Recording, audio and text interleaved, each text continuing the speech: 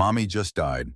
Can I live with you? Bishop? Little girl knocks on a Hell's Angel's door at midnight. The wind came down from the Bitterroot Mountains like something wounded and furious tearing through the pines with a sound that could strip a man's nerves raw. It shook the walls of Cole Brannon's cabin, rattled the single-pane windows until they hummed in their frames and sent the last of the autumn leaves skittering across the porch like fleeing animals. The storm had been building since afternoon, rolling in from the northwest with a darkness that swallowed the ridgeline and turned the sky the color of a bruise. By nightfall, the snow had started, and by midnight, the world beyond the cabin's walls had disappeared into a howling white void. Inside the cabin was dark except for the dying pulse of the fireplace. Orange light crawled across whiskey bottles, 3 of them lined up on the coffee table, like soldiers who had already surrendered. Cole sat in his leather armchair, the one piece of furniture in the cabin that still held its shape.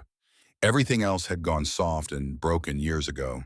The couch sagged in the middle, its springs defeated by the weight of a man who spent too many evenings sprawled across it, staring at the ceiling and counting the cracks. The kitchen table leaned to the left, propped up by a folded motorcycle manual whose pages had yellowed with age and neglect.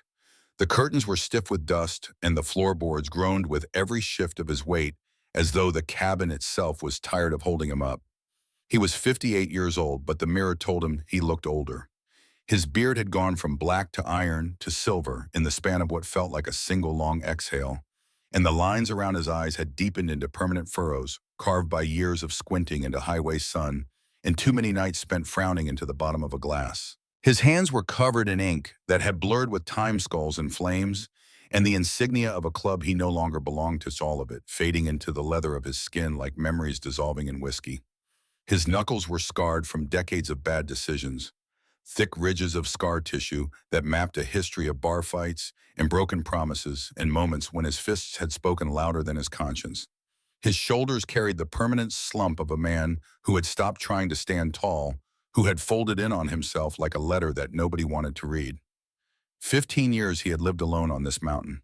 15 years since he had walked away from the Hells Angels, packed his tools into the bed of his truck, and driven until the road turned to gravel, and the gravel turned to dirt, and the dirt turned to nothing at all. He had built his exile carefully like a man bricking himself into a tomb. No phone calls, no visitors, no reasons for anyone to come looking. The world had gone on without him, and he had let it go, watching from a distance as the years stacked up like cordwood against the back wall of the cabin, each one heavier than the last. The photographs on the mantel were the only evidence that he had ever lived a different life. They sat in tarnished frames coated in dust, so thick you had to squint to make out the faces.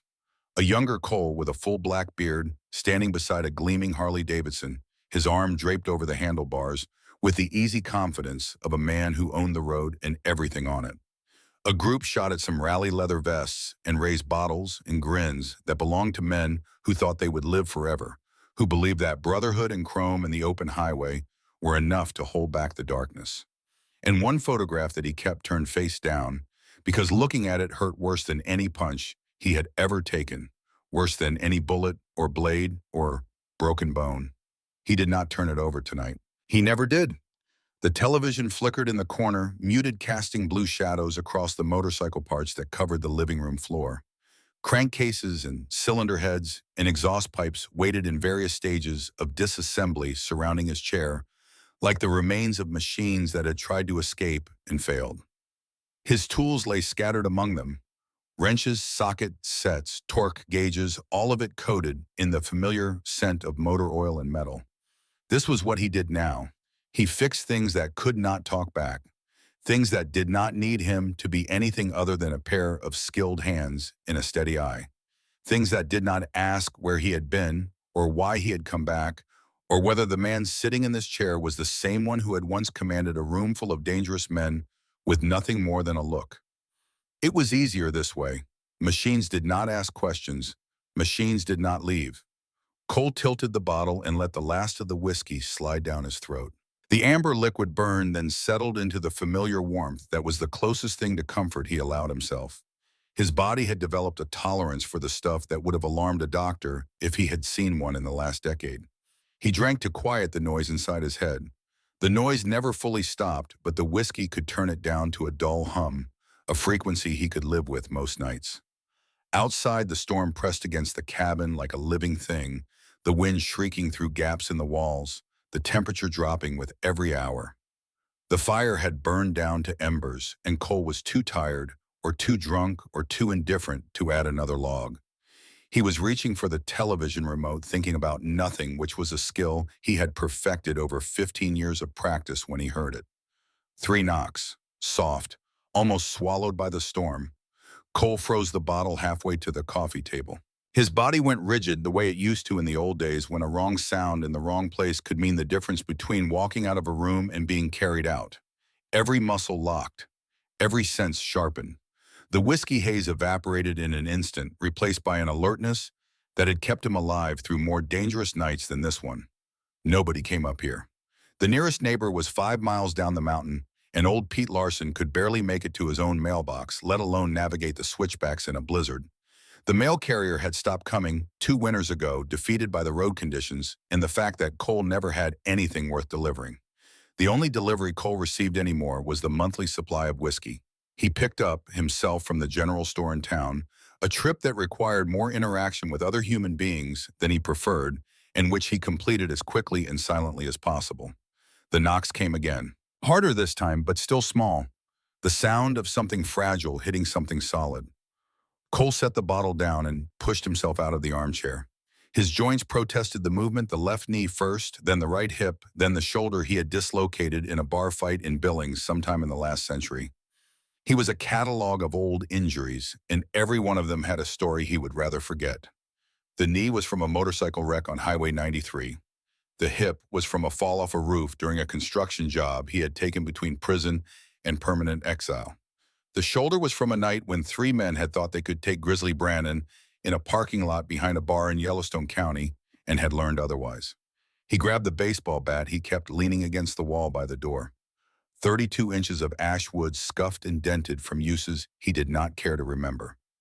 Old habits. He had told himself for 15 years that he was done with violence, but he still slept with the bat within reach, the way some men keep a Bible on the nightstand. The difference, he supposed, was that the bat had actually saved his life on more than one occasion. The porch light sputtered when he flipped the switch, throwing a weak yellow glow into the swirling chaos of snow. The bulb was old, and it flickered twice before settling into a dim, uncertain illumination that barely reached the edge of the porch. Another knock, weaker now, like whatever was out there was running out of strength. Cole undid the deadbolt, then the chain. He kept the bat in his right hand held low and ready, the weight of it familiar and reassuring. The door groaned open, and the wind hit him full in the face, needles of ice biting into his skin and making his eyes water. At first he saw nothing, just darkness and snow and the black outlines of pine trees thrashing against the sky like drowning men waving their arms. Then he looked down. A little girl stood on his doorstep. She could not have been more than 5 years old. She wore a pink coat that was soaked through the fabric, clinging to her small frame like a second skin. Snow dusted her hair, which was dark and tangled around her face in the wet strands that stuck to her cheeks and forehead. Her cheeks were raw and flushed from the cold, a deep red that spoke of hours spent outside in temperatures no child should endure. In her arms, she clutched a stuffed bunny, its floppy ears drooping with moisture, one of its button eyes hanging by a thread.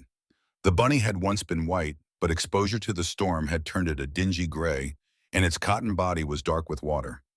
Cole's grip on the doorframe went white. There was something about her face, something in the shape of her eyes, the curve of her chin, the way her brow furrowed against the cold. Something that reached through 15 years of whiskey and solitude and grabbed him by the throat with both hands. He could not place it. Not yet. But his body knew before his mind did, and his heart began to hammer against his ribs like it was trying to break free. The little girl looked up at him. Her lower lip trembled, and not just from the cold. Tears had frozen on her cheeks in thin, glittering lines like the trails of tiny rivers that had turned to ice. When she spoke, her voice was barely louder than the wind, but her words cut through the storm like a blade through silk. "Mommy just died. Can I live with you, Daddy?" Cole stood there, rooted to the floor, his mind refusing to process what his ears had just heard. The word Daddy hung in the frigid air between them, impossible and enormous, and so heavy it seemed to bend the very fabric of the night. His brain tried to reject it, to file it under mistake or confusion or delusion, but his body would not cooperate. His hands had gone numb. His lungs had stopped working. The bat dangled, forgotten from fingers that could no longer feel it. The little girl swayed her knees, buckling slightly, exhaustion pulling her toward the ground. That small movement broke whatever spell had frozen him in place. "Come in, kid, you're freezing." His voice came out rougher than he intended, scraped raw by whiskey and disuse, but his hands were already reaching for her, pulling her inside away from the storm. The bat clattered to the floor, forgotten. He shut the door against the wind and knelt down, his knees popping as he lowered himself to her level. And for a moment they were face to face, the old man and the child, the storm locked outside and the silence inside vast and waiting. She shuffled forward, leaving tiny wet footprints on the hardwood. In the warm light of the cabin, he could see her more clearly. Golden curls plastered to her face, darkened by moisture, but still catching the firelight in a way that made them glow. Cheeks that were past pink and heading towards something that worried him, a deep flush that spoke of cold exposure that had gone on too long. And those eyes, wide and brown and full of a sorrow that no child should ever carry. A sorrow that had weight to it that pressed down on her small shoulders like a burden she had been carrying for days. "Let's get you warmed up." Cole grabbed the cleanest blanket he could find, an old quilted throw his sister had left during one of her rare visits, attempts to civilize him that he tolerated but never encouraged. He wrapped it around the girl's shoulders, the fabric swallowing her completely, and carried her to the couch. She weighed almost nothing, like holding a bundle of sticks wrapped in wet cotton. He could feel her shivering through the blanket, a tremor that ran through her entire body in waves, and he held her tighter instinctively, the way you hold something that might break. "You got a name?" he asked, keeping his voice low, the way you speak to a wild animal you are trying not to frighten. "Rosie," she whispered. She hugged the stuffed bunny closer to her chest as though it were a lifeline, the one thing she had carried through the storm that still belonged to the world she had come from. Rosie Elaine Prescott. The name Prescott hit him like a fist to the sternum. The air left his lungs in a single sharp exhale, and for a moment the room tilted on its axis and the firelight swam before his eyes. He sank into his chair. His hands would not stop shaking, so he pressed them flat against his thighs and tried to breathe. Prescott. He had not heard that name spoken aloud in 20 years, but it had lived inside him every day, in the space between his ribs where something important used to be. It lived there the way an old wound lives in the body, quiet most of the time, but never truly healed, always ready to flare at the slightest touch. "Prescott," he repeated, his voice barely there. "Your mama, her name wouldn't happen to be Elaine." It was not a question. He already knew. Rosie nodded and her face crumpled.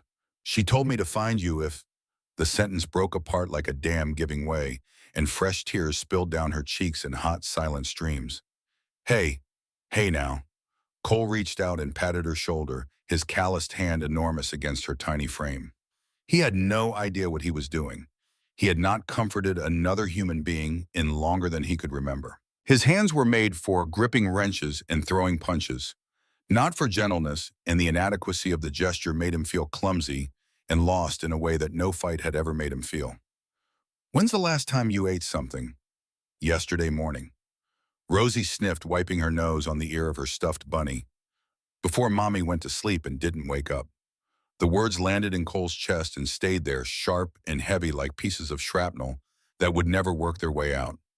He stood up too fast, the room tilting slightly, and headed for the kitchen. He needed to turn away. He needed a moment where she could not see his face, where he could let the mask up and feel the full weight of what was happening without having to be strong for someone else.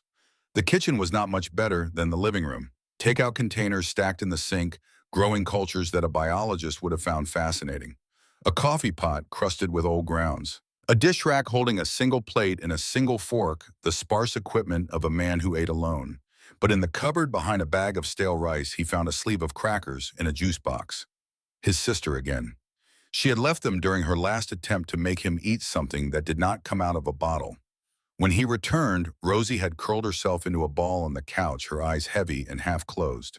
She accepted the crackers with a quiet, "Thank you," that squeezed something in his chest that he had forgotten existed. The words were so small and polite, so out of place in this cabin, full of broken things, that they hit him harder than any blow he had ever taken. "Your backpack," Cole said, noticing the small pink bag she had dropped by the door. It was soaked through the fabric, dark with moisture, but its zipper still worked. "Mind if I take a look?" She shook her head, already fading. The crackers lay half-eaten in her lap, her small fingers still wrapped around one, as though she had fallen asleep mid-bite. Cole gently took them away and pulled the blanket up around her chin. Within minutes, her breathing deepened into the slow, steady rhythm of a child falling out of the world and into sleep, that perfect and complete surrender that only children in the very old can manage. His hands trembled as he unzipped the backpack. Inside, he found a change of clothes neatly folded, a purple shirt and small jeans, and a pair of white socks rolled into a tight ball, a toothbrush with a cartoon princess on the handle, a bag of fruit snacks unopened, a pair of mittens, pink with white polka dots, that had not been enough to keep her hands warm on the journey here. And at the very bottom, beneath everything, a worn envelope with his name written across it in a handwriting he would have recognized in the dark in a dream at the bottom of the ocean. Cole. Just that. His name. In Elaine's hand. He pulled the envelope open and a photograph slipped out into his lap.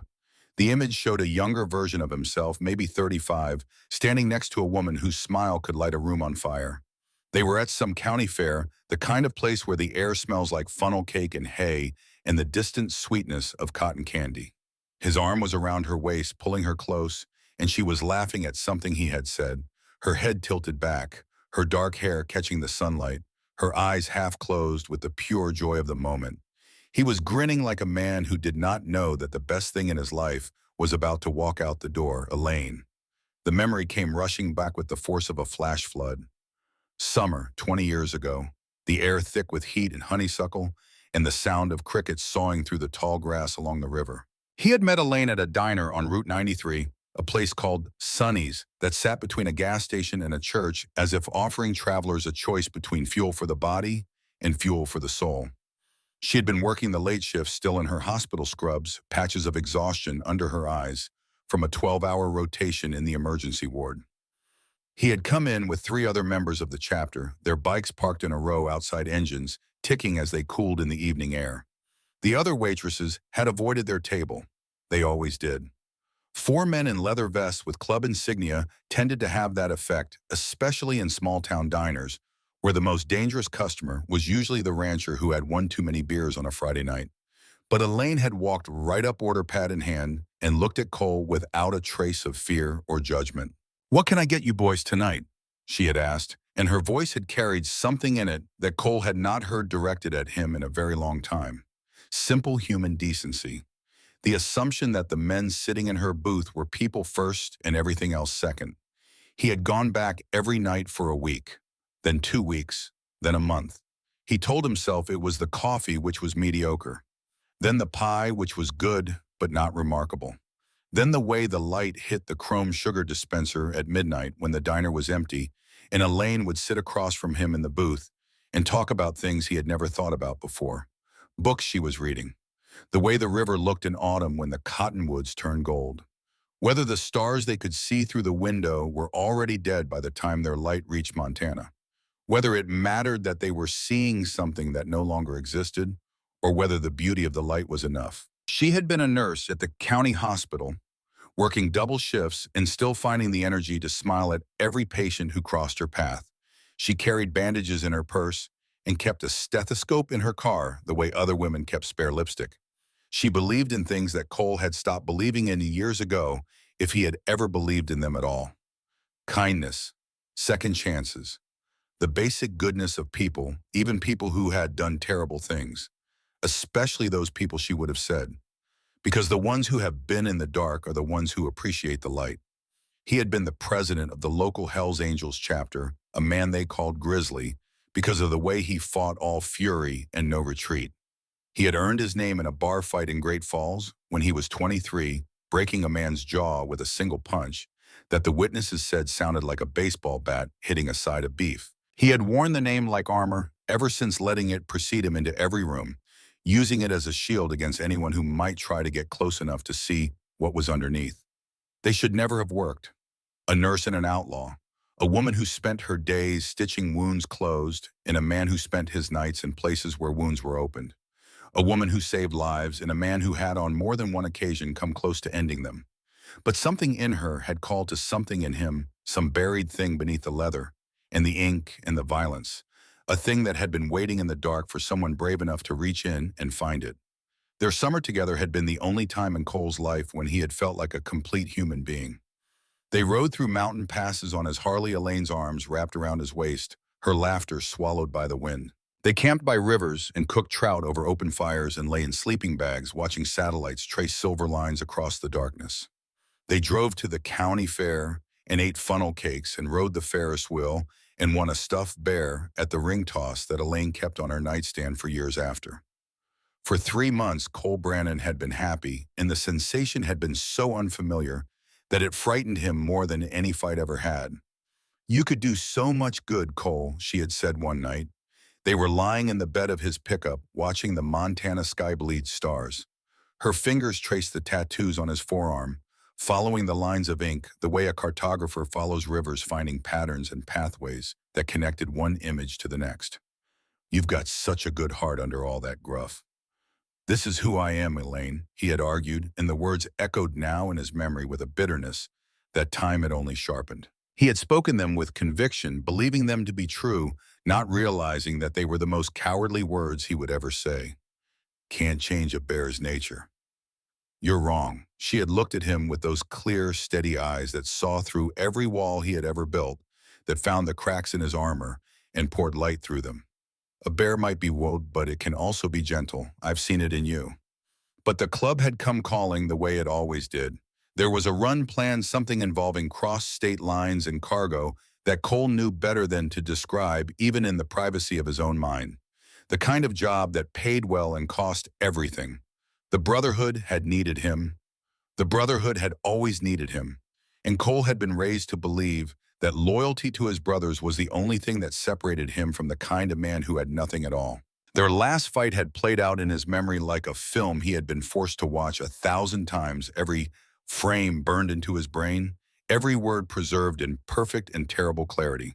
Elaine standing in his garage, her arms crossed, tears streaming down her face in the blue light of a fluorescent bulb. The Harley between them like a wall, grease on his hands and something worse on his conscience. "Choose Cole," she had pleaded. "Choose us." The word us had carried something in it that he would not understand for another 20 years. Not just the two of them. Something more. Something she had been trying to tell him, and he had been too blind and stubborn and afraid to hear. But he had not chosen her. He had watched her walk away through the open garage door, her silhouette growing smaller in the afternoon light, the sound of her footsteps fading until there was nothing left but the hum of the fluorescent light and the smell of motor oil, and the knowledge that he had just made the worst mistake of his life. He had told himself it was better this way, that a woman like her deserved better than a man whose hands would never be clean enough to touch something beautiful, that he was doing her a favor. He had gone on the run. Things had gone wrong in the way that things had always went wrong when men with guns tried to be smarter than the law. People got hurt. Cole got arrested. He spent 3 years in a concrete box in Deer Lodge, and when he got out, Elaine was gone. Moved away. No forwarding address, no message, nothing but the ghost of her perfume in a diner booth that some other waitress had already claimed. Now 20 years later, sitting in his cabin with her daughter, sleeping on his couch. Their daughter, he unfolded the letter and read, "Cole, if you're reading this, it means I'm gone and Rosie has found her way to you. I know this is a shock, and I'm sorry for keeping her from you. She's yours, Cole. She's been yours from the very beginning. Please take care of her. Please don't let her go into the system.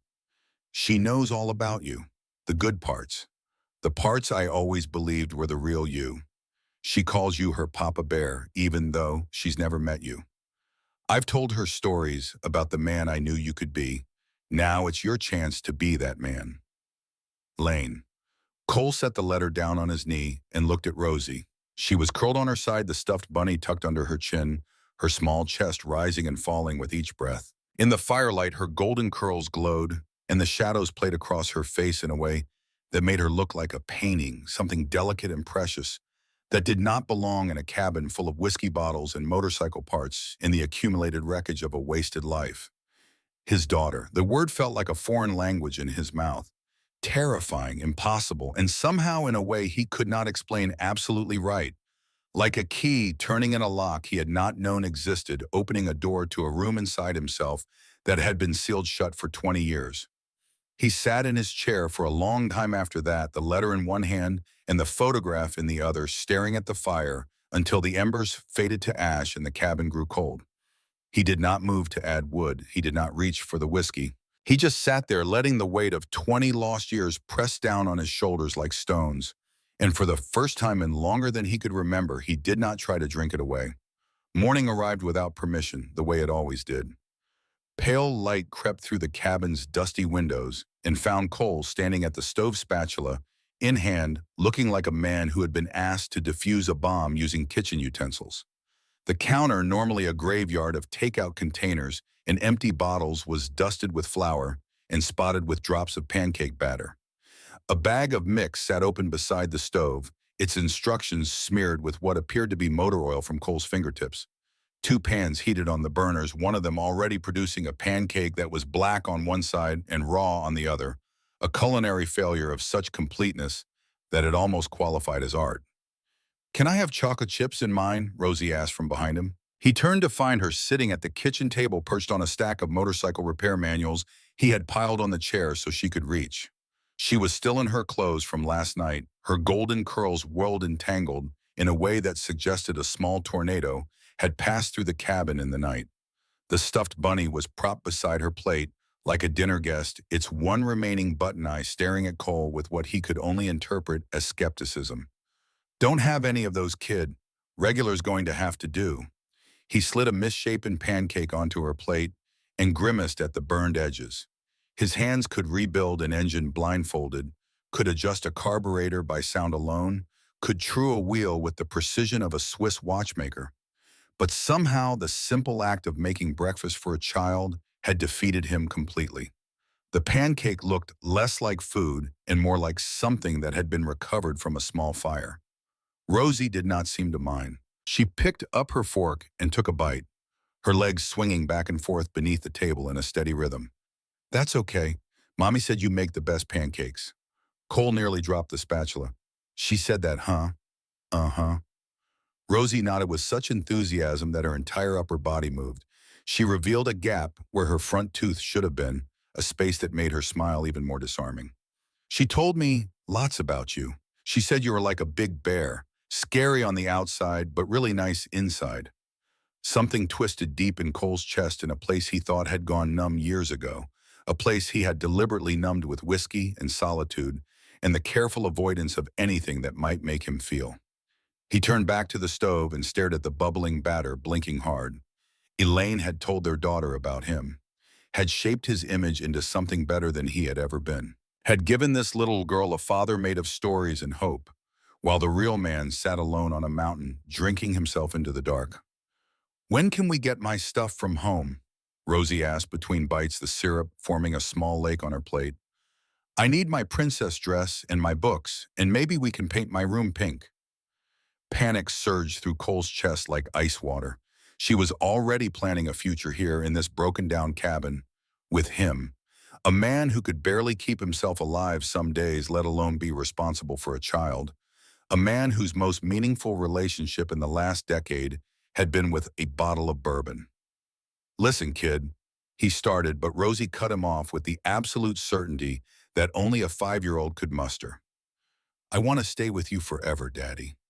She said it the way someone might say the sky is blue or water is wet, a simple fact, undeniable, requiring no further explanation or justification. "Mommy said you'd take care of me, and you're doing a good job already." Cole stared at her, this tiny person still in her rumpled clothes, still holding a stuffed bunny, with one eye happily eating his burned pancakes and looking at him like he was the safest thing in the world. The weight of her trust felt heavier than any responsibility he had ever carried, heavier than the club, heavier than his reputation, heavier than the 3 years he had spent in a prison cell. He opened his mouth to respond, though he had absolutely no idea what to say, when 3 sharp knocks echoed through the cabin. Rosie's face brightened. Maybe that's the mailman with my stuff. But Cole's instincts, sharpened by decades of watching his back, told him otherwise. He moved toward the door, stepping between it and Rosie without even thinking about it, his body positioning itself the way it always had between danger and something worth protecting. He opened the door. A woman stood on his porch. She wore a dark business suit that looked expensive and impractical for a mountain road, and her black hair was pulled back in a bun so tight it seemed to stretch her face. She carried a leather portfolio and wore an expression that Cole recognized immediately. It was the expression of someone who had the power to ruin your life and was deciding whether or not to use it. "Mr. Brannon?" Her voice was clipped and professional, with no warmth in it at all. "I'm Ms. Vivian Holt from Child Protective Services. We received an anonymous tip about a child in possible danger at this address." She consulted her notes with the brisk efficiency of a woman who had performed this routine 100 times. "I'm here to check on the welfare of Rosie Elaine Prescott." Anonymous tip. The words landed like a slap. Nobody knew Rosie was here. Nobody should have known. Cole's mind raced, cataloging possibilities and discarding them just as fast, but he kept his face blank. 15 years away from the club, and he still knew how to give nothing away. "Come in," he said flatly. Ms. Holt stepped inside and immediately began scanning the cabin's interior with the practiced eye of someone who had seen the worst of what adults could do to children. Her gaze moved from the empty whiskey bottle on the coffee table to the motorcycle parts on the floor to the general state of disorder that defined Cole's existence. Her pen moved across the clipboard in quick, precise strokes, and Cole could almost hear the judgment being written in real time. Each mark of her pen was another nail in a coffin he had not known was being built. She sat on the edge of his armchair, her back straight, her ankles crossed, and opened her portfolio. "Mr. Brannon, the situation is quite clear. You have no documented legal relationship with this child. Without proper documentation, I cannot allow her to remain here. She's my daughter." Cole pulled Elaine's letter from his pocket. "Got the note from her mother right here." Ms. Holt glanced at the letter, but did not take it. A handwritten note, while touching, has no legal standing. She adjusted her glasses, a gesture that seemed designed to remind the room who was in charge. "You have 72 hours to either produce legal guardianship papers or proof of paternity. Otherwise, I'll have no choice but to place Rosie in the foster system until a suitable home can be found." 3 days. Cole's voice came out like gravel scraped across concrete. "That's not enough time to—" "It's standard procedure, Mr. Brannon." Her tone softened a fraction as she glanced toward the kitchen, where Rosie had appeared in the doorway, watching with wide eyes. "I understand this is difficult, but we must ensure the child's safety and well-being." Rosie crept forward and slipped her small hand into Cole's massive fist. Her fingers were warm and impossibly small, and the contact sent a jolt through him that he felt in his bones. He looked down at her hand in his, at the contrast between his scarred, tattooed fingers and her tiny, perfect ones, and something shifted inside him.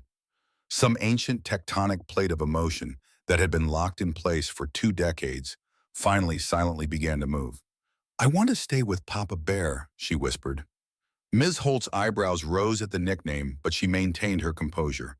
She stood, smoothed her skirt, and placed a business card on the coffee table beside the empty whiskey bottle, a juxtaposition that was probably intentional. "You'll need to contact the county clerk's office immediately. And Mr. Brannon," she paused at the door, her eyes landing on the whiskey bottle one final time, "clean up the alcohol. I'll be checking in regularly." The door closed behind her, and the cabin fell silent, except for the ticking of the old clock on the wall and the sound of Cole's heart pounding in his ears. Rosie climbed onto his lap. Her small weight settled against him, solid and real, and something about it anchored him to the moment when everything else felt like it was spinning apart. "Are they going to take me away?" she asked quietly. "No." The word came out of Cole's mouth before his brain had approved it, carrying a fierce certainty that surprised even him. It was not a promise he had any right to make. He had no legal standing, no paperwork, no plan, and nothing in his background that would reassure a court of law. But he said it anyway because the alternative was unthinkable. "No, they're not." He spent the next several hours on the landline. Cell service was non-existent this far up the mountain, and the old rotary phone on the wall was his only connection to a world he had spent 15 years avoiding. The dial made its familiar clicking sound as he worked through number after number. The receiver pressed hard against his ear, his free hand gripping the counter for balance. Each call led to another. The county clerk's office put him on hold for 20 minutes, then transferred him to Vital Records, where a bored voice told him he needed Form 27B and a notarized affidavit. Vital Records sent him to Family Services, where a sympathetic woman explained that emergency guardianship required a background check, a home inspection, and the signature of a family court judge. Family Services directed him back to the clerk's office with a different extension that rang 14 times before a human voice answered, only to tell him that the relevant department was closed until Monday. Cole hung up and pressed his forehead against the wall. The bureaucracy was a maze with no center and no exit, designed by people who had never stood in a kitchen with 72 hours on the clock and a child sleeping in the next room. He picked up the phone again. Finally, as the afternoon light began to fade and the shadows crept back into the cabin like old friends, he reached someone at the hospital where Elaine had worked. Yes, we knew Elaine Prescott. The nurse's voice carried the particular sadness of someone describing a loss that still felt fresh. She was one of our best, 15 years in the oncology ward. She knew what she was fighting before the doctors even confirmed it. The nurse paused, and Cole could hear her composing herself, taking a breath, steadying her voice. The cancer came back suddenly, stage 4, pancreatic. She fought hard, kept working until the last month, but the sentence dissolved into silence. Did she have any family? Cole asked. Anyone who could help with Rosie? No, she was it. Elaine was an only child, and her parents passed years ago. She never married. The nurse hesitated, and when she spoke again, her voice carried something careful and deliberate, as though she were choosing her words with the same precision she used to measure medication. She used to talk about Rosie's father sometimes, not by name, just that he was the one who got away. She said he was a good man who got lost, and she always hoped he'd find his way back. The words landed in Cole's chest and burrowed deep, settling into a place that would ache for the rest of his life. After he hung up, Cole stood in the kitchen and looked at his life. Really looked at it the way Ms. Holt had looked at it, the way a judge would look at it, the way a dead woman's ghost might look at it and weep. Beer cans in the recycling, motor oil on the countertops, a sink full of dishes growing civilizations of mold, a cabin that smelled like whiskey and solitude, and the slow decay of a man who had given up on everything except his own destruction. Nothing about this place said home for a little girl. But there at the kitchen table, Rosie sat drawing with some pencil stubs she had found in a drawer, humming a melody he almost recognized, her stuffed bunny propped against the sugar bowl. She had arranged the repair manuals into a neat stack beside her. She had pushed the empty bottles to the edge of the counter. Small acts of order in a chaotic space, as though her very presence was beginning to reshape the world around her, bending it towards something better. Already, somehow, she belonged here. Cole picked up Miss Holt's card and stared at it until the numbers blurred. 72 hours. The clock was ticking. That evening, Cole drove his truck down the mountain to the First Grace Church, a white clapboard building that sat on the edge of town like something from another century. The steeple pointed toward a sky that was beginning to clear after the storm, and the windows glowed with warm light that spilled out onto the frozen ground like a promise of safety. Rosie held his hand as they climbed the steps to the side door marked Office. Her small fingers gripped his calloused ones with a trust that made his chest ache. Pastor Mabel was your mama's friend, Cole explained, his voice gruff but gentle. She might be able to help us with some grown-up stuff. Rosie nodded. Mommy and I used to have tea with her every Sunday after church. The door opened before Cole could knock. A woman in her early 70s stood in the doorway, silver hair pinned neatly back, wearing a thick wool cardigan despite the warm air inside.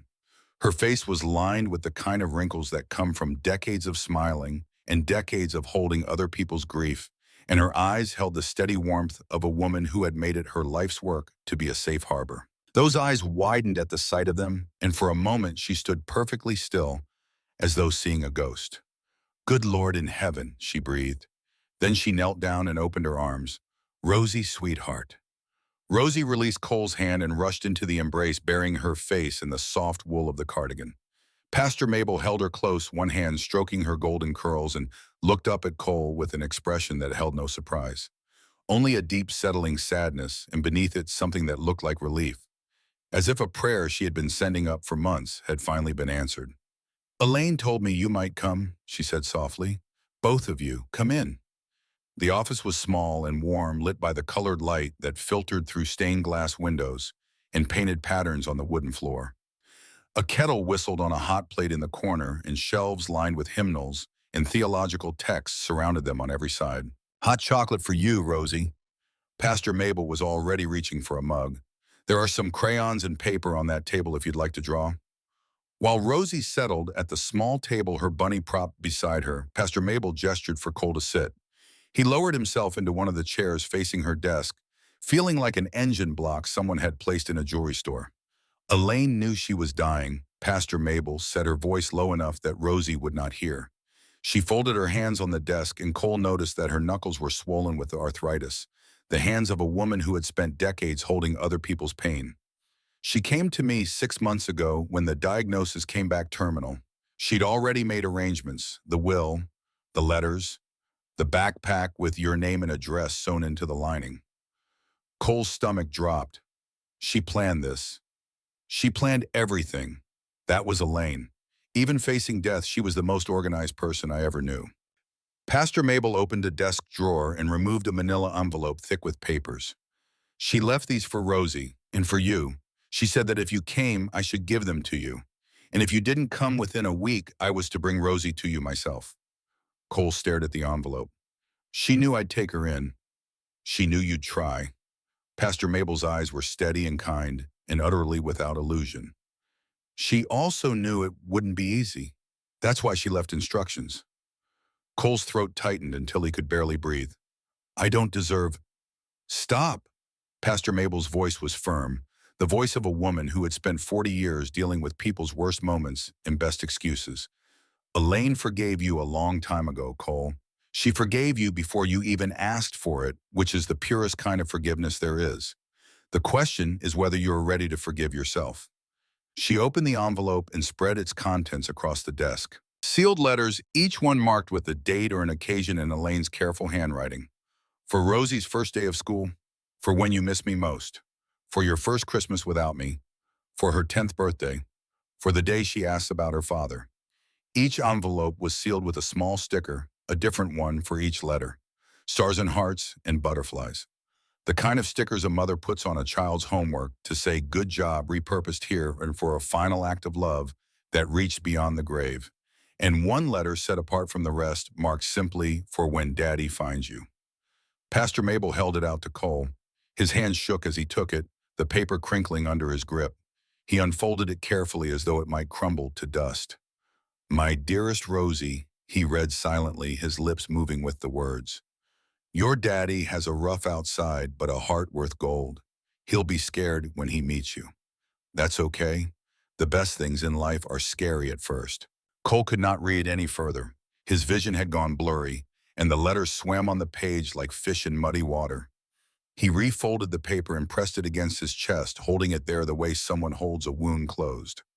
Across the room, Rosie hummed softly while coloring, her face peaceful, her small hand moving the crayons with serious concentration. The afternoon light caught her golden curls and turned them into something luminous. "She needs you," Pastor Mabel said gently, "and maybe, just maybe, you need her too." That night, Cole did not sleep. He sat in his armchair until the fire died completely, until the cabin was dark and cold and silent except for the soft sound of Rosie breathing in the next room. He sat with the letter pressed against his chest and the photograph in his lap and the weight of 20 years of regret sitting on his shoulders like a stone slab. At some point in the deepest part of the night, he got up and poured every bottle of whiskey in the cabin down the kitchen sink. He did it quietly so as not to wake Rosie, watching the amber liquid spiral down the drain and disappear. Each empty bottle he placed in a cardboard box by the back door. When the last one was gone, the kitchen counter looked strange and bare, like a face without its familiar scars. Then he walked to the spare room and stood in the doorway, studying it the way a general studies a battlefield. The space had served as a junkyard for motorcycle parts and boxes of memories he could not bring himself to throw away. Exhaust pipes were stacked against one wall. A transmission case sat in the corner like a squat metal toad. Boxes of old photographs and club memorabilia rose in uneven towers, all gathering dust and cobwebs, and the ghosts of a life he had left behind. But beneath the clutter, he saw something he had not noticed before. A room. Four walls, a window that faced east to catch the morning light, and enough space for a child to call her own. He started at midnight and worked through the dawn. He dragged the motorcycle parts into the garage box by box, piece by piece, his boots making soft thuds on the wooden floor as he carried loads that would have strained a younger man's back. Some of the boxes he had not opened in years. Inside one, he found an old bandana that still smelled faintly of Elaine's perfume. He held it to his face for a long moment, breathing in a memory, then folded it carefully and placed it in his shirt pocket. When the room was empty, he swept the floor twice, wiped down the walls with a damp cloth, and began to build. Cedar planks he had been saving for a project he had never gotten around to fill the garage. He had bought them 3 years ago, thinking he might build bookshelves or a new workbench or some other thing that a man living alone might need to justify the passage of time. Now they had a purpose he could never have imagined. Their rich, warm scent filled the room as he measured and cut his hands, finding the rhythm that 15 years of engine work had kept sharp. The saw sang through the wood and shavings curled away from the blade like golden ribbons. He built a bed frame, first mortise and tenon joints, no nails, the way his grandfather had taught him when he was a boy, growing up on a ranch outside of Whitehall. Each joint was tight and true, each surface sanded smooth, until there was not a single edge that could catch or scratch a child's skin. Then shelves low enough for small hands to reach. A nightstand from leftover cedar, with a drawer that slid on wooden runners as smooth as butter. He hung old motorcycle rally blankets on the walls, clean ones he had kept stored in sealed plastic bags. Their patterns of eagles and mountains and open highways transformed the bare walls into something that almost looked intentional, like the room of a child whose father had stories to tell. He strung Christmas lights he found in a box buried in the hall closet, the old-fashioned kind with large colored bulbs, and their warm glow softened the room into something approaching magic. From a hook in the garage, he retrieved something he had forgotten he owned. A dream catcher, its web dusty but intact feathers, still dangling from leather strips that had gone stiff with age. Elaine had made it. She had given it to him on the last night they spent together, the night before the fight that ended everything. He had kept it all this time without knowing why. Now he knew. He brought out the quilt his grandmother had made, the one he had kept folded in a cedar chest for 30 years, preserved in darkness, like a secret too precious for daylight. The patches told stories of Montana rodeos and wide-open skies, and women who could ride a horse and bake a pie and raise a family on nothing but grit and love. The stitching was so fine you could barely see it, and the fabric was still soft after all these decades worn to the texture of a whisper. He spread it over the mattress and smoothed the wrinkles with a tenderness that would have astonished anyone who had known him in his former life. Then he stood back and looked at what he had built, and for the first time in 15 years, Cole Brannon felt something that was not whiskey or regret or the dull ache of wasted time. He felt purpose. Just before sunrise, Rosie appeared in the doorway, still sleepy, her bunny dangling from one hand. Her hair was a wild corona of golden curls, and her eyes were puffy from sleep, and she was the most beautiful thing Cole had ever seen in a room he had built with his own hands. "Is this for me?" she whispered. "Yeah, kid, it's for you." She walked in slowly as though entering a cathedral. Her small feet were bare on the wooden floor, and she moved with the careful reverence of a child who has learned not to trust good things too quickly because good things have a habit of disappearing. She ran her fingers along the cedar shelves, feeling the smooth grain of the wood. She touched the Christmas lights one by one, watching the colors play across her skin. She pressed her face into the quilt and breathed deep, taking in the scent of cedar and old cotton and something she could not name but somehow recognized. Then she saw the dream catcher hanging above the bed where Cole had placed it in the pre-dawn darkness, its web catching the first rays of morning light. "That's Mommy's," she said, her voice very small. "Yeah." Cole's throat was so tight the word barely made it out. "She made it a long time ago." Rosie reached up and touched the feathers, her fingers gentle, as though she were touching something alive. "She told me about it. She said it catches bad dreams and turns them into good ones." "That's right." Rosie climbed onto the bed, pulled the covers up to her chin, and arranged her stuffed bunny beside her on the pillow. The quilt rose and fell with her small chest, and the Christmas lights cast soft circles of color across the ceiling, and the dream catcher turned slowly in the draft from the window, its shadow dancing on the wall like something from a fairy tale. She looked at Cole with those eyes that held all the trust in the world, all the hope, all the fragile, breakable belief that the man standing in the doorway was exactly who her mother had promised he would be. "Good night, Papa Bear," she said, even though the morning sun was streaming through the window and the birds were beginning to sing in the pine trees outside. He tucked her in his big hands, moving with an awkward gentleness that made his fingers tremble. He smoothed the blanket the way he imagined a father was supposed to, though he had no memory of his own father ever performing this simple act. He pulled the quilt up to her shoulders and adjusted the pillow and moved the bunny so it sat closer to her face because that seemed like something that mattered. He turned to leave, but she spoke once more, her voice already thick with the warm pull of sleep. "This is the safest I have ever felt." The words hit Cole like a physical force, stopping him in the doorway with one hand on the frame.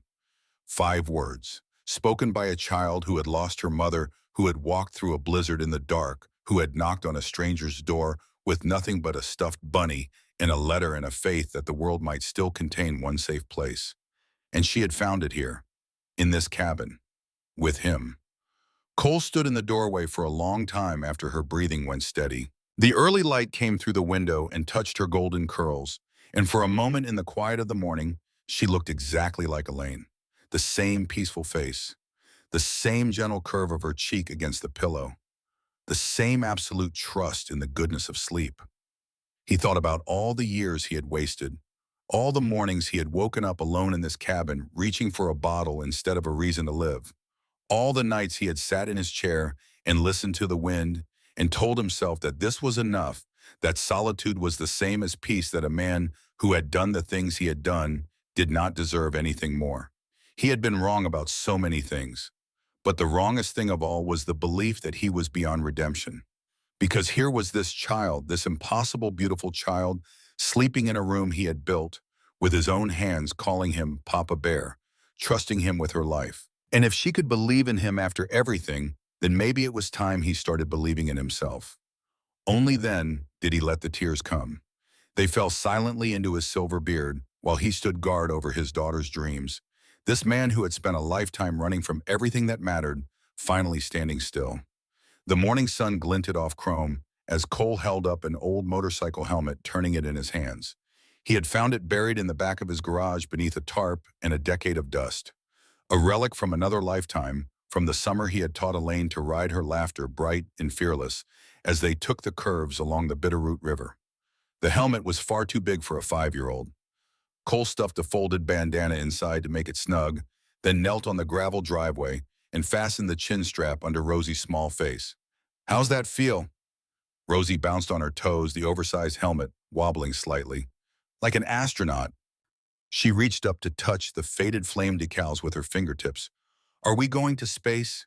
"Not today, we've got some important stuff to do in town." Cole checked the straps one more time, tugging gently. "You ever been on a motorcycle before?" She shook her head and the helmet swayed with the motion. "Mommy only had a car, but she told me stories about riding with you. She said you went really fast." Something caught in Cole's throat. He cleared it roughly and grabbed his own helmet from the handlebars. "Will you hold on tight to me, okay? Like a koala bear." "Like a koala bear," she repeated solemnly. Then she broke into a grin. "But you're Papa Bear." His old Harley-Davidson sat in the driveway, gleaming in the morning light. He had spent an hour before sunrise cleaning it, polishing chrome that had not seen a rag in months, wanting it perfect for this moment. The engine turned over on the first kick, settling into that deep rumbling idle that Cole felt in his bones. Rosie jumped at the sound, then laughed. "It sounds like a dragon." "This here's a powerful machine," Cole said, helping her onto the seat behind him. "A really fast dragon." She wrapped her small arms around his waist and squeezed. "A bunny rocket." "A bunny what?" "Bunny rocket. That's its name now." And just like that, his beloved Harley had been rechristened. Cole felt a smile pull at the corner of his mouth, a sensation so unfamiliar that it almost startled him, and they pulled out onto the mountain road. He rode slower than he had ever ridden in his life, taking the switchbacks with exaggerated care, feeling Rosie's arms tighten on the curves. The morning air was sharp with pine and cold earth and the clean smell of a world washed clean by last night's storm. The mountains rose on either side of the road like the walls of a cathedral, their peaks white with fresh snow, and the sky was so blue it hurt to look at. Main Street was just waking when they arrived. Old Tom Bridwell was sweeping the sidewalk in front of his hardware store. Mrs. Patterson was arranging flowers outside her shop, her breath visible in the cold air. Both stopped mid-motion at the sight of Grizzly Brannon rolling through town with a tiny passenger in a pink coat and an oversized helmet. Cole helped Rosie off the bike. Her legs wobbled for a moment, and he steadied her with a hand on her shoulder. "You okay there?" That was amazing. She was vibrating with excitement, her golden curls wild and tangled from the helmet. "Can we go faster next time, please, Papa Bear?" Several people on the sidewalk turned at the nickname. Cole felt heat rise in his neck, but he did not correct her. He was beginning to realize that he never would. They ate breakfast at May's Diner, where the morning regulars stared openly as the town's most notorious hermit sat in a booth with a 5-year-old who announced to the entire restaurant that she was Rosie and this was her Papa Bear, and he let her ride Bunny Rocket. May herself, a broad woman with a laugh like a tugboat horn, brought them extra bacon and did not charge. After breakfast, Cole enrolled Rosie at the elementary school. The building's bright yellow walls and cheerful artwork made him feel like a wolf who had wandered into a nursery. The secretary peered over her glasses at his tattoos and leather vest, but her expression softened when Rosie piped up that Mommy always kept her shots up to date because it was important to be healthy. Mrs. Calloway, the kindergarten teacher, was a woman in her 60s with kind eyes and the steady calm of someone who had wrangled children for 3 decades. She did not flinch when Cole ducked through her classroom door, filling the frame like a bear in a birdhouse. She simply smiled and showed Rosie to her seat. "Today we're drawing our families," Mrs. Calloway announced, passing out paper and crayons. Rosie dove in immediately, her tongue poking out in concentration. Cole folded onto a miniature chair with his knees nearly at his chin, watched in silence. The other children drew houses with chimneys and stick figure families standing on bright green grass. Rosie drew a large figure in black with a brown beard standing next to a purple motorcycle. A smaller figure with yellow curls stood beside him, holding something that looked like a wrench. At the top, in wobbly letters, she wrote, "Me and my daddy fixing bikes." "That's beautiful, Rosie," Mrs. Calloway said. "Would you like to share it with the class?" Rosie bounced to the front of the room holding her picture high. "This is me and my Papa Bear. He fixes motorcycles and makes the best pancakes. And even though he looks scary, he's actually super nice and gives the best hugs." The children listened with wide eyes. One little girl raised her hand. "Can your dad fix my bike?" "The chain keeps falling off," Rosie beamed. "Papa Bear can fix anything." When it was time to leave, Rosie insisted Cole keep the drawing. "So you won't miss me too much," she explained. Cole folded the paper carefully and tucked it into his wallet right behind his driver's license, where he could see it every time he opened it. The days that followed took on a rhythm that Cole had never experienced before. He woke at 6 before the sun had climbed above the ridgeline and padded into the kitchen to start the coffee and the pancakes. The pancakes were still ugly, misshapen and often burned on one side with edges that curled up like old parchment. But Rosie ate them every morning without complaint, adding rivers of syrup and telling him they were the best she had ever had, and Cole chose to believe her. He dropped her at school on the Harley, which Rosie had permanently christened Bunny Rocket, and which the other kindergartners watched with open awe as it rumbled into the parking lot each morning. The mothers who gathered by the school gate had stopped whispering. Some of them even waved. Mrs. Calloway had told Cole in her gentle way that Rosie was thriving, that she was reading ahead of her grade level, that she had more friends than she could fit at her lunch table. After drop-off, Cole worked at his garage until 3. The shop had been his lifeline for 15 years, a place where he could lose himself in the honest work of rebuilding engines and straightening frames. Veterans came from 3 counties over because he never charged them for labor, only parts. Single mothers brought their cars because he gave fair prices and never tried to upsell. High school kids stopped by to watch and learn, and Cole let them, handing over wrenches and explaining torque specifications with a patience he had not known he possessed. At 3 o'clock sharp, he locked the garage and rode to the school. Rosie would be waiting by the front gate, her pink backpack bouncing as she ran toward the sound of the Harley, and the smile on her face when she saw him was the single best moment of every day. In the evenings after dinner, which had progressed from canned soup and crackers to actual meals that Cole learned to prepare from a cookbook Pastor Mabel had given him, they would sit in the living room and read. Rosie chose the book's fairy tales and adventure stories and picture books about animals. Cole's rough voice stumbled over words like enchantment and benevolence and chrysanthemum, while Rosie corrected his pronunciation with the patient authority of a tiny professor.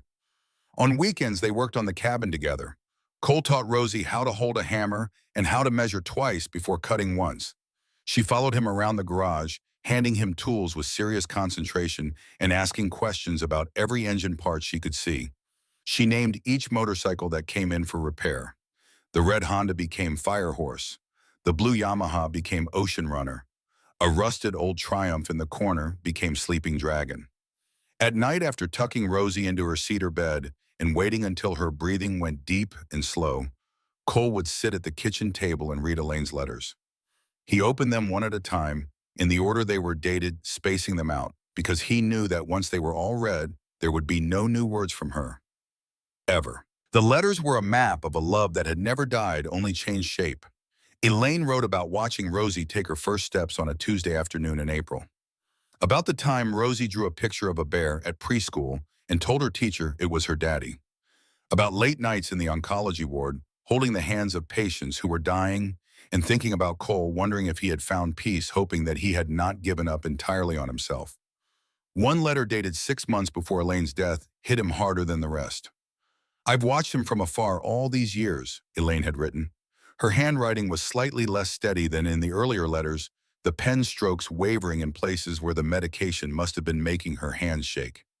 "I see him working in that motorcycle shop of his, helping veterans fix their bikes for free. The town whispers about the scary biker with the gruff voice, but I see the gentle way he treats lost souls who wander into his shop." Cole had to set the letter down. He pressed his palms flat against the table and breathed until the constriction in his chest loosened enough to continue. "So many times I nearly walked into his shop. So many times I almost told him about Rosie, but fear held me back. Not fear of him, never that. Fear of rejection, fear that he wasn't ready, fear that it would bring chaos into our peaceful little life." She had been watching him. All those years, Elaine had been somewhere in the background of his daily existence, close enough to see him, and he had never known. She had watched him rebuild himself, one engine at a time, and she had believed in the man he was becoming, even while he doubted himself. The next paragraph was smudged, as if tears had fallen on the ink before it dried. "You'll need to be brave, my sweet girl. Braver than I was. Life isn't always fair, but sometimes the hardest paths lead to the most beautiful destinations. Your father has a good heart beneath all those layers he's built around it. I've always known that." Cole folded the letter and placed it back in its envelope with trembling hands. He looked toward Rosie's room where the faint glow of Christmas lights seeped under the door. It was the closest thing to a normal life he had ever known, and it was about to be destroyed. The letter arrived on a Tuesday morning, slipped in among bills and junk mail in his roadside mailbox, an official envelope with the county courthouse seal. Cole tore it open, standing in the driveway, the morning air cold against his face, and read the contents twice because the first time his eyes refused to believe what they were seeing. Request for emergency guardianship denied. The legal language was dense and pitiless. Phrases jumped off the page like shrapnel. Prior felony conviction. History of violent criminal behavior. Association with known criminal organizations. Insufficient evidence of suitable guardian status. Best interests of the child. Every word was a stone dropped into a well that had no bottom. Cole read the letter a third time, standing in the gravel, with the wind pulling at his jacket, hoping that somehow the words would rearrange themselves into a different verdict. They did not. 30 years. 3 decades of staying clean, of paying taxes, of building a business with his bare hands, of helping anyone who walked through his garage door. None of it mattered, but the system only saw the man he had been at 25. The bar fights, the arrests, the 3 years in Deer Lodge. The name Grizzly Brannon on a club roster that the FBI still kept in a filing cabinet somewhere. Inside the cabin, Rosie was coloring at her small table, humming a song that Elaine must have taught her. Cole stood in the narrow hallway that served as his office, the letter trembling in his hands, and felt something dark and familiar building inside him, a pressure he had spent 15 years learning to contain. Memories of Elaine, of their lost summer, of the phone calls that went nowhere, and the bureaucrats who spoke in circles, of Ms. Holt and her clipboard and her professional neutrality, of the fact that somewhere in a filing cabinet, a version of himself that no longer existed was being used to separate him from his daughter. "This ain't right," he growled, his voice barely human. "This ain't goddamn right." His fist connected with the wall before he even knew he had thrown it. The impact sent a shudder through the thin drywall, and a web of cracks spread outward from the point of contact like lightning frozen in plaster. Pain shot through his knuckles, bright and immediate, but it was nothing compared to the agony in his chest. Then he heard it, the soft, quick breathing of a terrified child. Cole turned and saw through the partially open door a flash of golden hair and wide, frightened eyes. Rosie stood in the hallway, her stuffed bunny pressed to her chest, staring at the hole in the wall, and the blood on his knuckles and the fury on his face. She had seen everything. The anger drained out of Cole so fast it left him dizzy. He stared at his fist, still pressed against the damaged wall, the knuckles split and seeping, and saw himself the way Rosie must be seeing him. A large, violent man standing in a broken hallway with rage on his face and destruction in his hands. Everything he had sworn he would never be again. "Rosie," he said, his voice cracking. "Sweetheart, But she was already gone. Her small feet padded quickly down the hall, and he heard the door of her room close with a soft click that was worse than any slam. Cole sank to the floor and sat with his back against the wall, cradling his bleeding hand, listening to the silence on the other side of his daughter's door. The denial letter lay on the floor beside him, face up, its cruel verdict, staring at the ceiling. He sat there for a long time. The afternoon had gone cold by the time Cole realized Rosie was missing. He had given her space the way he always gave himself space when the darkness came. He sat in the kitchen and wrapped his knuckles with duct tape and drank black coffee and waited for the shame to fade enough that he could face her. An hour passed, then two. The cabin was too quiet. Rosie. He knocked on her bedroom door. No answer. He pushed it open and found the room empty.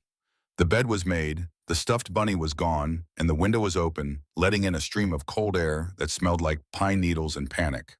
Her small pink backpack was missing from its hook by the front door.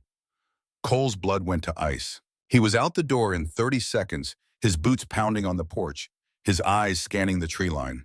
Her footprints were visible in the soft ground beside the driveway, small sneaker prints heading downhill toward the road that led to town. She had a 2-hour head start. Cole ran for the Harley. The engine came to life with a roar that scattered crows from the pines, and he tore down the mountain road with his heart in his throat and his knuckles bleeding through the duct tape on the handlebars.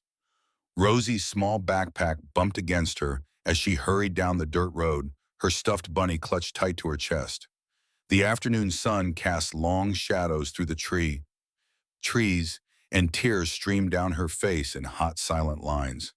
She knew the way to Pastor Mabel's church.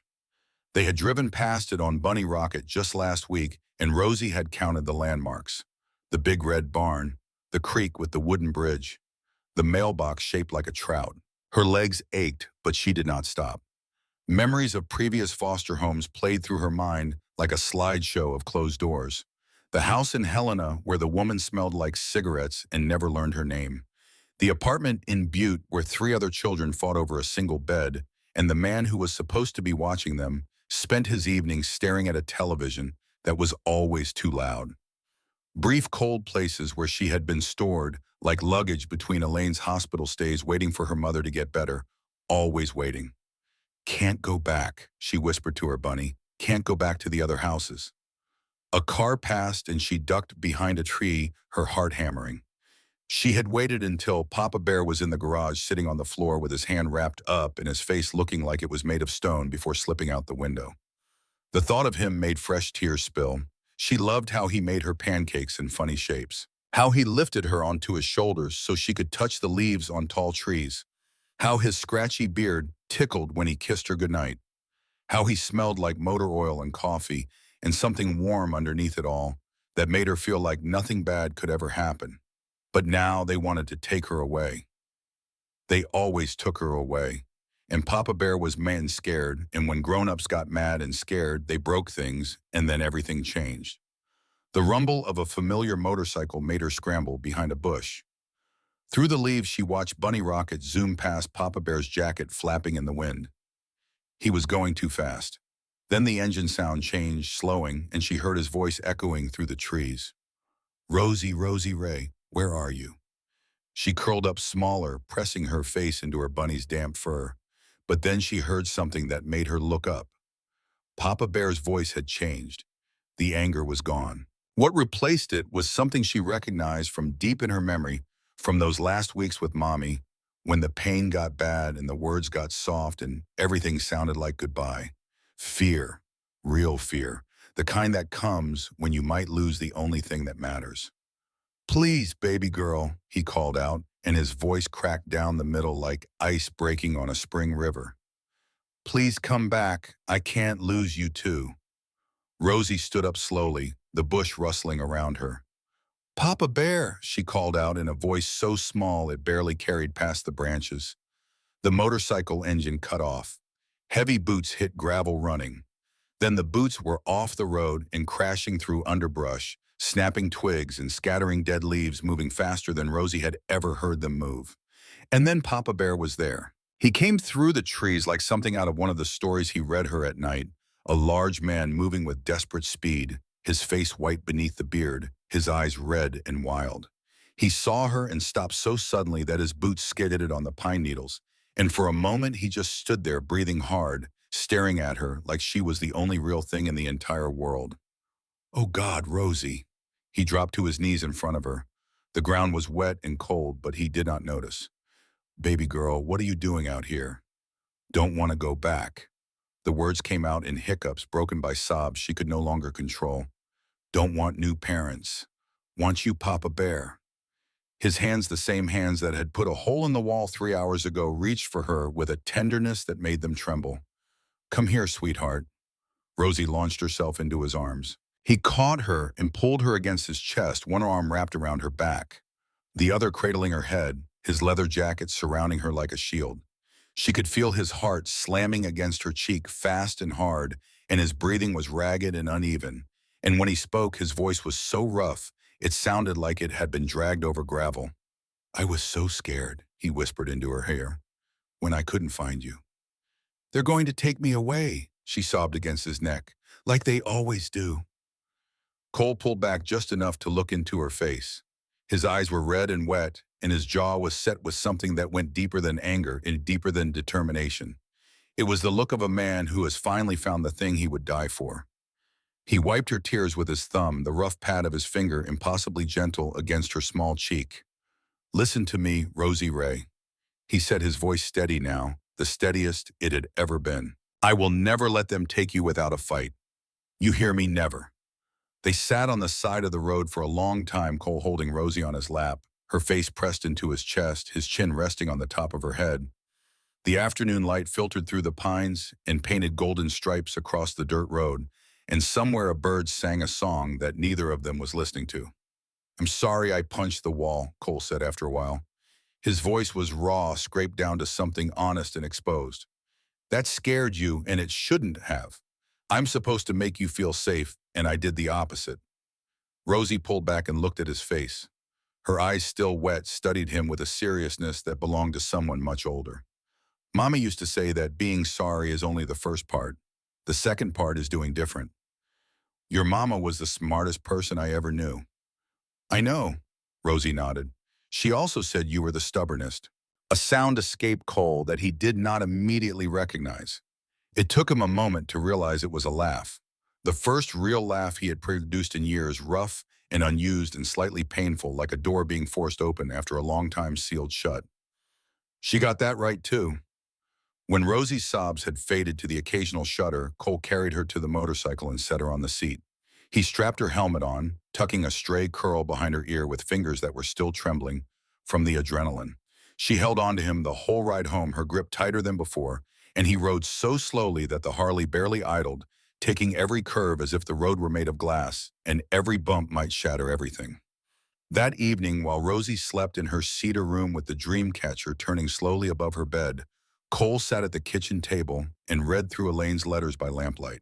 The letter from 6 months before her death had revealed that she had been watching him all along. Now another truth surfaced. The next morning, Cole drove to town and visited the county sheriff's office, not to complain, not to argue, to request a copy of the anonymous tip that had brought Ms. Holt to his door. The deputy on duty, a young man named Rawlings, who had once brought his motorcycle to Cole's garage, pulled the file without asking too many questions. The tip had come from a payphone in Missoula, 40 miles south. No name, but the caller had known specific details: Cole's address, his criminal history, the fact that a child had recently arrived at his cabin. Only one person alive knew all three of those things and had reason to use them as a weapon: Vernon Briggs. The name surfaced in Cole's memory like a body rising from deep water. Vernon had been his sergeant-at-arms in the Hells Angels, a lean, sharp-faced man with a wire-thin frame and a temper that made Cole's look mild. He had been the kind of man who smiled when he was angry, and his smile was the most dangerous thing about him. Beneath the leather and the bravado, Vernon had been running a methamphetamine distribution network that stretched across western Montana, poisoning small towns from Kalispell to Miles City, selling to anyone who had cash, including teenagers. 18 years ago, when Cole was making his final exit from the club, he had done something that no member was ever supposed to do. He had talked, not to save himself. He had already served his time and owed the law nothing. He talked because he had watched a 17-year-old kid named Danny Rourke overdose on Vernon's product in the parking lot of a high school football game, and the image of that boy's mother screaming over his body had burned through the last of Cole's defenses like acid through metal. He had provided testimony to a federal prosecutor. Vernon had gone to prison for 12 years. The club had put a bounty on Cole's head that lasted until the chapter dissolved 3 years later. Cole had moved to his mountain cabin and disappeared, trading one kind of isolation for another.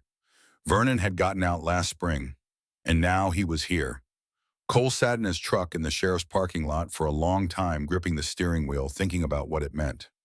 Vernon was not a man who forgot. He was not a man who forgave. He was a man who kept score, and the score between them had been accumulating interest for almost 2 decades. 2 days later, Vernon confirmed everything. Cole was in his garage replacing the brake pads on a veteran's Honda when a shadow fell across the doorway. He looked up and saw a man he had not seen in nearly 2 decades, standing in the afternoon sunlight, silhouetted against the bright sky like a figure cut from black paper. Vernon Briggs had not aged well. Prison had carved the flesh from his face, leaving behind sharp bones and deep lines and eyes that burned with a cold, patient fury. His hair, once dark and pulled back in a ponytail, was now thin and gray and cut close to his skull. He wore a plain leather jacket, no club insignia, and his arms hung loose at his sides in the relaxed posture of a man who had learned in prison that the most dangerous stance was the one that looked casual. Grizzly. Vernon's voice was a dry rasp damaged by years of prison air and cheap cigarettes. Heard you went soft. Cole set down the wrench slowly. He kept his hands visible, the way you do with a rattlesnake. What do you want, Vernon? Heard you got yourself a little girl. Playing daddy. Vernon stepped into the garage, his boots quiet on the concrete. His eyes moved across the tools, the workbench, the motorcycles in various stages of repair, cataloging everything the way a predator surveys terrain. Must be nice, starting fresh, clean slate, while some of us spent 12 years in a concrete box because of you. You were poisoning kids, Vernon. Meth in high schools. A 17-year-old boy died in a parking lot. Cole kept his voice level, but his hands were beginning to close. I'd do it again. Vernon's smile widened, and it was the same smile Cole remembered from the old days, the smile that meant someone was about to get hurt. And I'd make the call again. That social worker has your whole file now, every arrest, every charge, every night you spent in lockup, the photos from the Billings incident, the testimony from the Great Falls trial. How long you think they'll let a man like you keep a child? Cole felt the old fury surge upward, a familiar heat that started in his gut and rose through his chest like a furnace door thrown open. His fist clenched, his vision narrowed to a tunnel with Vernon's face at the end of it. 20 years ago, this confrontation would have ended with someone bleeding on the concrete floor, and it would not have been Cole. But then through the garage's side window, he caught a glimpse of something. Rosie standing in the yard beside the truck, her stuffed bunny in one hand watching him with those wide brown eyes. The fury did not disappear. It was still there, roaring in his chest, demanding release. But something else was there too. Something stronger. Something that Rosie had planted in him during those first nights in the cabin when she had taken his hand and called him Papa Bear and looked at him like he was the safest place in the world. Cole unclenched his fists. He took a breath. He let it out. "You do what you need to do, Vernon," he said, his voice steady. "I'm done fighting you." Vernon stared at him for a long moment, as if trying to find the trick, as if searching for the version of Cole he remembered, the one who would have already thrown the first punch. Then he turned and walked away, his boots crunching on the gravel, leaving behind the bitter smell of old rage and new disappointment. Cole watched him go, then looked at his hands. Open, relaxed, steady. For the first time, he had chosen differently. The DNA results came 3 days later in a plain white envelope from the medical lab. Cole opened it alone in the kitchen after Rosie had gone to bed. The legal language was clinical and precise, stripped of all emotion, as if the question of whether a man was a father could be reduced to numbers and percentages and molecular evidence. Probability of paternity, 99.98%. Cole set the paper down on the table and sat very still. The kitchen clock ticked. The wind moved through the pines outside the window. Somewhere in the distance, a coyote called out across the valley, and another answered. He was her father. He had known it in his bones since the moment she appeared on his doorstep, her pink coat soaked with snow, her voice small and certain in the darkness. But seeing it written in black ink on white paper made it real in a way that bypassed his heart and went straight to his spine. He was Rosie's father, and now he had the proof to fight for her. Pastor Mabel organized the community meeting at the town hall 3 days before the court hearing. She had called every number in her contact book, visited every business on Main Street, and stopped by the Veterans Hall and the volunteer fire department. By the time the doors opened at 6 in the evening, the folding chairs were not enough. People stood along the walls and sat on the windowsills and crowded into the doorway, their faces lit by the harsh fluorescent lights overhead. Cole sat in the front row with Rosie nestled against his side. She wore the clean blue dress that Pastor Mabel had bought for her, and her golden curls were pulled back in a braid that Cole had attempted 3 times that morning before achieving something that was crooked but secure. In her lap, she held her stuffed bunny. On her other side sat Ms. Holt, her notepad open, her expression professionally neutral, watching everything. "Friends and neighbors," Pastor Mabel's voice carried clearly through the crowded room. She stood at the front, her silver hair gleaming, her posture straight, her eyes holding the steady flame of a woman who had been fighting the good fight for 40 years and was not about to stop now. "We're here today because sometimes the law needs to hear from the heart of a community. Not from records and files and paperwork, but from the people who know the truth of a man's character because they've seen it with their own eyes." One by one they stood and spoke. Jimmy Harlan went first. He walked to the front, slowly, his prosthetic leg visible beneath his shorts, and faced the room with the steady gaze of a man who had looked at worse things than a crowd. "When I came back from Afghanistan, I was in a dark place." His voice was measured and calm. "Didn't want to talk, didn't want to eat. The only thing that kept me going was my bike, and when it broke down, I sat in my apartment for 3 days staring at the wall. Cole Brannon heard about it through a buddy of mine. He showed up at my door with a toolbox and a pot of coffee. Spent 2 weeks in my garage rebuilding that engine. Never asked for a dime. Only thing he asked was that I start coming to the veterans support group at the church." Jimmy paused, and when he continued, his voice was thicker. "I've been going every Tuesday for 3 years. That man saved my life with a motorcycle engine and a cup of coffee." Rosie squeezed Cole's hand. He did not look at her because he knew that if he did, he would lose his composure entirely. Sarah from the diner stood next. She was a compact woman with flour-dusted hands and a voice that could carry across a crowded kitchen. She talked about how Cole always made sure the homeless folks who drifted through town got a hot meal, paying their tab quietly at the register when no one was looking and refusing to let anyone thank him for it. He'd just say, "Put it on my account, Sarah," and walk out like it was nothing. But it wasn't nothing, not to the people eating that food. Tom Bridwell from the hardware store told the room about the winter 3 years ago when old Mrs. Hennessy, the widow who lived on Birch Street, had her furnace die in the middle of a cold snap. Cole had driven to her house at midnight, pulled the furnace apart, replaced the igniter with a spare from his garage and refused payment. Told her to bake him a pie instead, Tom said. She baked him one every month after that until she passed. Then Billy Peterson stood up. He was a thin man in his 40s with the careful posture of someone who has learned to stand steady through hard work and harder choices. His hands shook slightly, but his voice was clear. I was hooked on meth for 15 years, he said, and the room went very quiet. Lost my wife, lost my kids, lost everything that mattered. Cole found me behind his shop one night, half frozen out of my mind. Any other person would have called the cops or walked away. Billy's voice cracked. He didn't do either. He put me in his truck, drove me to the rehab clinic in Helena, sat with me through intake, and visited every single week for 6 months. Every week. Never missed. I'm 2 years clean now. And the only reason I'm standing here is because that man right there gave a damn when nobody else did. The room was silent except for the hum of the fluorescent lights and the sound of someone crying softly in the back row. More stories followed. The school janitor whose transmission Cole had rebuilt for the price of parts. A teenage boy named Marcus, who Cole had taken on as a mechanic's apprentice when the kid had been heading toward trouble, teaching him to channel his anger into the precision of engine work. A single mother whose car Cole had fixed on Christmas Eve so her kids could get to their grandmother's house. Each story was a brick in a wall being built around Cole, and Rosie a wall of evidence that no court document could tear down.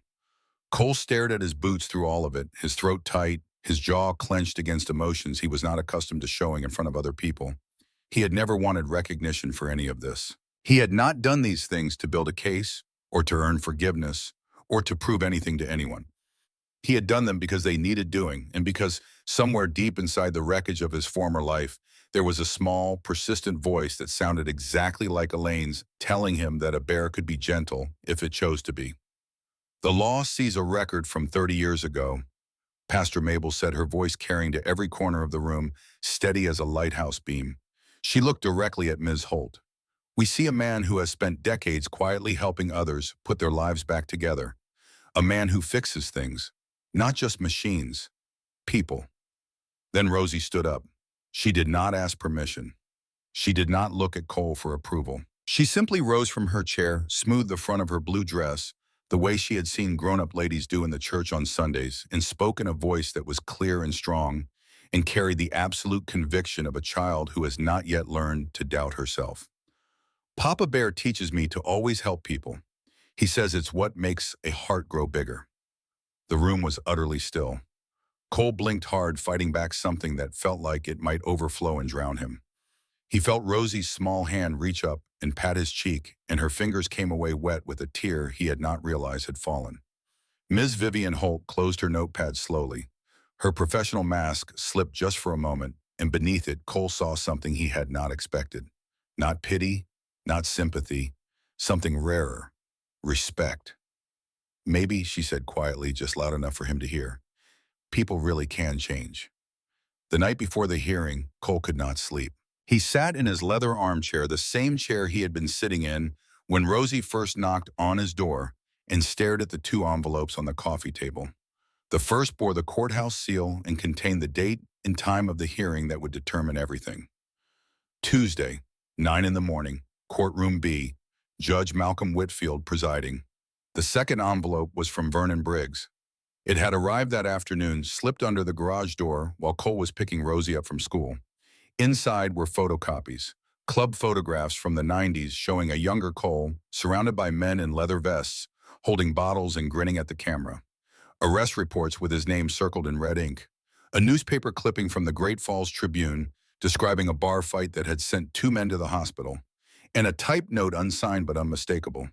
The judge should see who you really are. Cole had stared at the photographs for a long time. The man in them was a stranger. Younger, harder, with a full black beard and eyes that held nothing tender. He had been a weapon in those days, aimed at whatever the club pointed him toward, and he had been proud of it. Proud of the fear he inspired. Proud of the reputation that preceded him into every room. Now that pride tasted like ashes in his mouth. He had called Pastor Mabel. She had listened as she always did without interrupting. Vernon sent copies to the courthouse too, she said quietly. I've spoken with the clerk. They'll be part of the record. Cole's stomach had dropped. What does that mean for the hearing? There was a pause that lasted too long. It means the judge will see everything, Cole, the good and the bad, and he'll have to decide which one outweighs the other. After hanging up, Cole had driven to a public defender's office in town. The lawyer, a tired woman with a stack of files on her desk that reached her chin, had reviewed his case in 20 minutes and given him an honest assessment. Your record is heavy, Mr. Brannon. Multiple assault charges, the aggravated battery conviction, and 3-year sentence. The club affiliation, with the additional materials that have been submitted to the court, she glanced at the photocopies, the judge will have significant concerns. But the community testimonials, Cole pressed, the DNA results, Ms. Holt's reports, all helpful, all important, but judges in custody cases weigh risk above all else. Your past represents a documented pattern of violence. The question the judge will ask is, can a man with this history guarantee the safety of a child? She had looked at him with tired, honest eyes. I'll do what I can, Mr. Brannon, but you should prepare for the possibility that the court may not rule in your favor. Now in the darkness of the cabin, Cole turned those words over in his mind. Prepare for the possibility, such a clean clinical phrase for the end of the world. He looked at Rosie's bedroom door, closed the faint glow of Christmas lights visible at the threshold. Behind that door, his daughter was sleeping in a bed he had built with his own hands under a dream catcher her mother had made, wrapped in a quilt stitched by a grandmother she would never meet. Everything good he had ever done in his life was concentrated in that small room, breathing softly and dreaming of things he could not protect her from. For the first time since Rosie's arrival, Cole felt the edges of something dark creeping in. Not anger, something worse. Doubt. The whisper that maybe the system was right, maybe a man like him, no matter how much he had changed, was not the right person to raise a child. Maybe Rosie deserved something better, something cleaner, a home without the shadows of a violent past hanging over it like storm clouds. Maybe he should let her go. The thought was so painful it took his breath away. But it sat there in his chest, heavy and immovable, and the more he tried to push it aside, the heavier it became. He imagined Rosie in a different home, a clean suburban house with a white fence and a swing set in the yard, a couple with steady bodies and no criminal records, and no enemies lurking in the shadows. People who had never punched a wall, or spent a night in a cell, or woken up in a cold sweat from dreams about the things they had done in a previous life.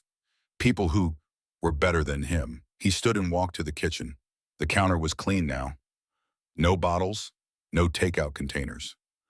A fruit bowl sat where the whiskey collection used to be, and a child's drawing of a bear and a girl was taped to the refrigerator door. He had changed this kitchen the way he had changed himself, piece by piece, day by day, replacing old habits with new ones until the space was almost unrecognizable. But the old Cole was still in there. He had felt it in the garage when Vernon appeared. He had felt it when his fist hit the wall. The violence was not gone.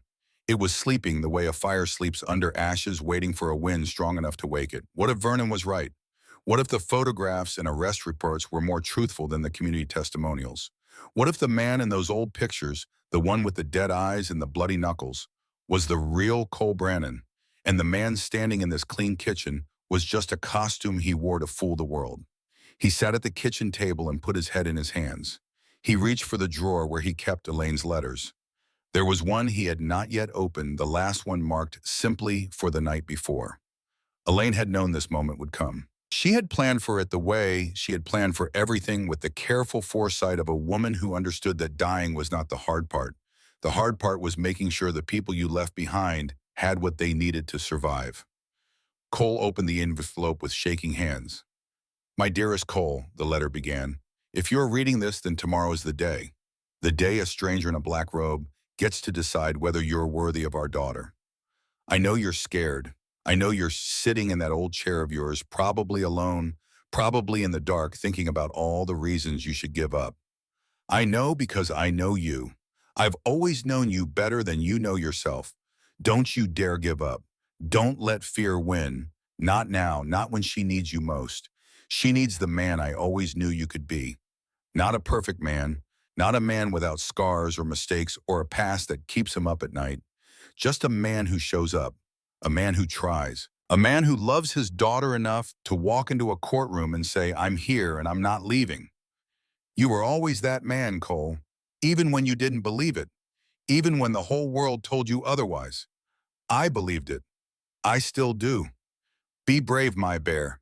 Be brave for her. All my love across all the distance, Elaine. Cole pressed the letter to his chest and closed his eyes. The cabin was silent around him.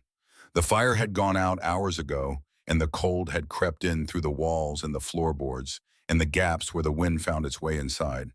But the letter was warm against his heart, and the words it contained were warmer still. He did not sleep that night, but somewhere in the hours before dawn, the doubt receded. Not because it had been defeated, but because something stronger had taken its place. In the morning, he put on a tie. The courtroom smelled of old wood and floor polish, and the particular anxiety that accumulates in places where lives are decided by strangers. Morning light came through tall windows and fell in pale rectangles across the wooden benches, which were packed with faces Cole recognized. Pastor Mabel in the second row, her silver hair pinned back, her hands folded in her lap. May from the diner still wearing her apron under her coat. Mrs. Calloway from the school, her reading glasses on her forehead. Jimmy Harlan in a pressed shirt, his prosthetic leg hidden beneath slacks. Billy Peterson, clean-shaven and sober, sitting straight. And in the back, nearly invisible, a group of men in clean leather jackets. Bear and the old riding crew scrubbed and pressed and looking more uncomfortable in their good clothes than they had ever looked in a fight. Rosie sat between Ms. Holt and Pastor Mabel in the front row, her tiny feet dangling above the floor in a new blue dress and white shoes. She gave Cole a small wave when she saw him, and he managed a smile that cost him everything he had. Judge Malcolm Whitfield entered through a side door and took a seat behind the bench. He was a tall man in his 60s with a face carved from granite and wire-rimmed glasses that sat on a nose that had been broken at least once. His expression gave nothing away. He surveyed the packed courtroom with the detached interest of a man who had seen it all and was no longer surprised by anything. In the matter of guardianship for Rosie Elaine Prescott, he began, his voice carrying the flat authority of a man who was accustomed to being the final word. This court will hear testimony and evidence before rendering its decision. Mr. Brannon, you may address the court. Cole stood slowly. His legs felt like they belonged to someone else, and the tie around his neck felt like a noose. The courtroom stretched before him, all wood and silence and the weight of expectation. He could feel the eyes of every person in the room on his back, and he knew that some of them were watching with hope and others with doubt, and all of them with the understanding that the next few minutes would decide everything. He looked at Rosie sitting small and still in her blue dress, her stuffed bunny in her lap, her golden curls catching the light from the tall windows. She looked back at him with those eyes that had never contained a single ounce of doubt, and he found his courage where he always found it now. In her. Your Honor, I'm not good at fancy words. His voice came out rough but steady, the voice of a man who has decided to stop pretending and start telling the truth no matter what it costs. 25 years ago, I made the biggest mistake of my life. I chose a lifestyle over love. I walked away from Elaine Prescott, Rosie's mother, because I was too proud, too stubborn, and too scared to change. He paused. The courtroom was so quiet he could hear the ceiling fan turning above the judge's bench, its blades cutting slow circles through the heavy air. I'm not going to stand here and tell you I was a good man back then, because I wasn't. I hurt people. I broke the law. I spent 3 years in prison because I made choices that no decent person would make. And when I got out, instead of making things right, I ran. I hid on a mountain and drank whiskey and fixed motorcycles and told myself that being alone was the same as being at peace. His voice faltered, and he gripped the edge of the table to steady himself. I was wrong. I was wrong about a lot of things. But the thing I was most wrong about was the idea that a man can't change. That once you've been a certain way, you're stuck being that way forever. Because I have changed, not perfectly, not completely. I still have a temper. I still make mistakes. I punched a hole in my wall 2 weeks ago and scared my daughter, and that's something I'll carry for the rest of my life. A murmur moved through the courtroom. Cole pressed on. But I'm here. I'm standing in this courtroom in a tie I don't know how to tie, asking you to give me the chance to be the father Rosie deserves. Not because I've earned it. I know I haven't. But because she needs me. And because her mother believed in me enough to send our daughter to my door in a snowstorm, trusting that the man she knew 20 years ago was still in here somewhere. He placed his hand flat against his chest. I've spent years running from who I could have been, running from everything that mattered. Then one night during the worst storm of the year, this little girl showed up at my door with a stuffed bunny and a letter from her mama. And suddenly running wasn't an option anymore. He looked at the judge, meeting those granite eyes directly. I know what my record says about me. I know about the fights, the arrests, the years I wasted. But that man isn't who I am anymore. His voice cracked on the next word, and he did not try to hide it. Rosie. Rosie gave me a reason to be the father I should have been all along. Judge Whitfield leaned forward slightly, his expression still neutral. And how can this court be certain you won't return to your previous lifestyle, Mr. Brannon? Because she needs me, Your Honor. And for the first time in my life, I'm needed for something good. Cole gestured to the packed courtroom. These people, they've seen how we are together. They've watched me change. I sold my old bikes, moved closer to town, got my business license updated. I learned to make school lunches and braid hair. A few chuckles rippled through the audience. Not well, Cole admitted, but I learned. The chuckles faded and Cole's voice dropped lower, carrying an emotional weight that silenced the room. But most importantly, I learned what Elaine knew all along. That love isn't about being perfect. It's about showing up every day and trying your best to be better than you were yesterday. Cole sat down. His hands were trembling and he pressed them flat against his thighs. Every word had been the truth, and the truth had cost him more than any fight he had ever been in. Ms. Holt stood next. She approached the bench with her leather portfolio, her heels clicking against the polished floor. Her posture was straight, her face composed, but something in her demeanor had shifted since the community meeting. There was a precision to her movements that suggested a woman who had made a decision and was committed to seeing it through. Your Honor, I've been monitoring Mr. Brannon's interactions with Rosie for the past several weeks. She laid documents on the bench one by one. I have here character references from local business owners, veterans. He's helped through his motorcycle repair work, and several parents from Rosie's school.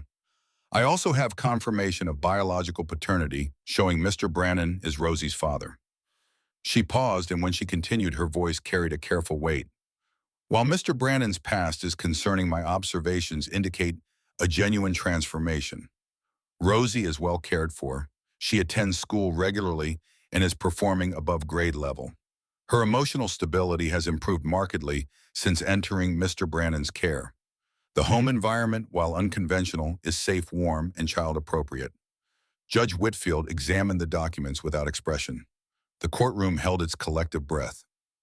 Mr. Brannon, the judge said, looking up from the papers, your record shows multiple assault charges between 1995 and 2000. You served 3 years for aggravated battery, and you were the president of the local Hells Angels chapter for 5 years. That's correct, sir. Cole's voice was barely above a whisper. How can this court be assured that your violent past won't put this child at risk, that your former associates won't come calling? I left that life behind, Your Honor, completely. I haven't had contact with. Papa Bear would never hurt anybody. The voice was small and clear and came from a place no one was expecting. Rosie had slipped off her seat and darted past the wooden barrier before anyone could stop her. She ran straight to the judge's bench, her golden curls bouncing with each step, her blue dress swishing around her knees, her stuffed bunny clutched in one hand. Pastor Mabel half rose from her seat, but stopped when Judge Whitfield held up his hand. Young lady, the judge began, peering down at her over his glasses. But Rosie was not finished. She was not even close to finished. He makes me pancakes every morning, she declared, her chin tilted up, her voice carrying to every corner of the silent courtroom. Even though they're kind of burned sometimes. He reads me stories and does all the voices. He checks under my bed for monsters every single night. He braided my hair for picture day, and even though it was messy, he tried really hard. She took a breath, her lower lip trembled, but she held it steady. And when I'm scared at night, he sits in the chair by my bed until I fall asleep, just like Mommy used to do. He doesn't leave until he's sure I'm okay. He never leaves. The courtroom was so quiet that Cole could hear his own heartbeat in his ears.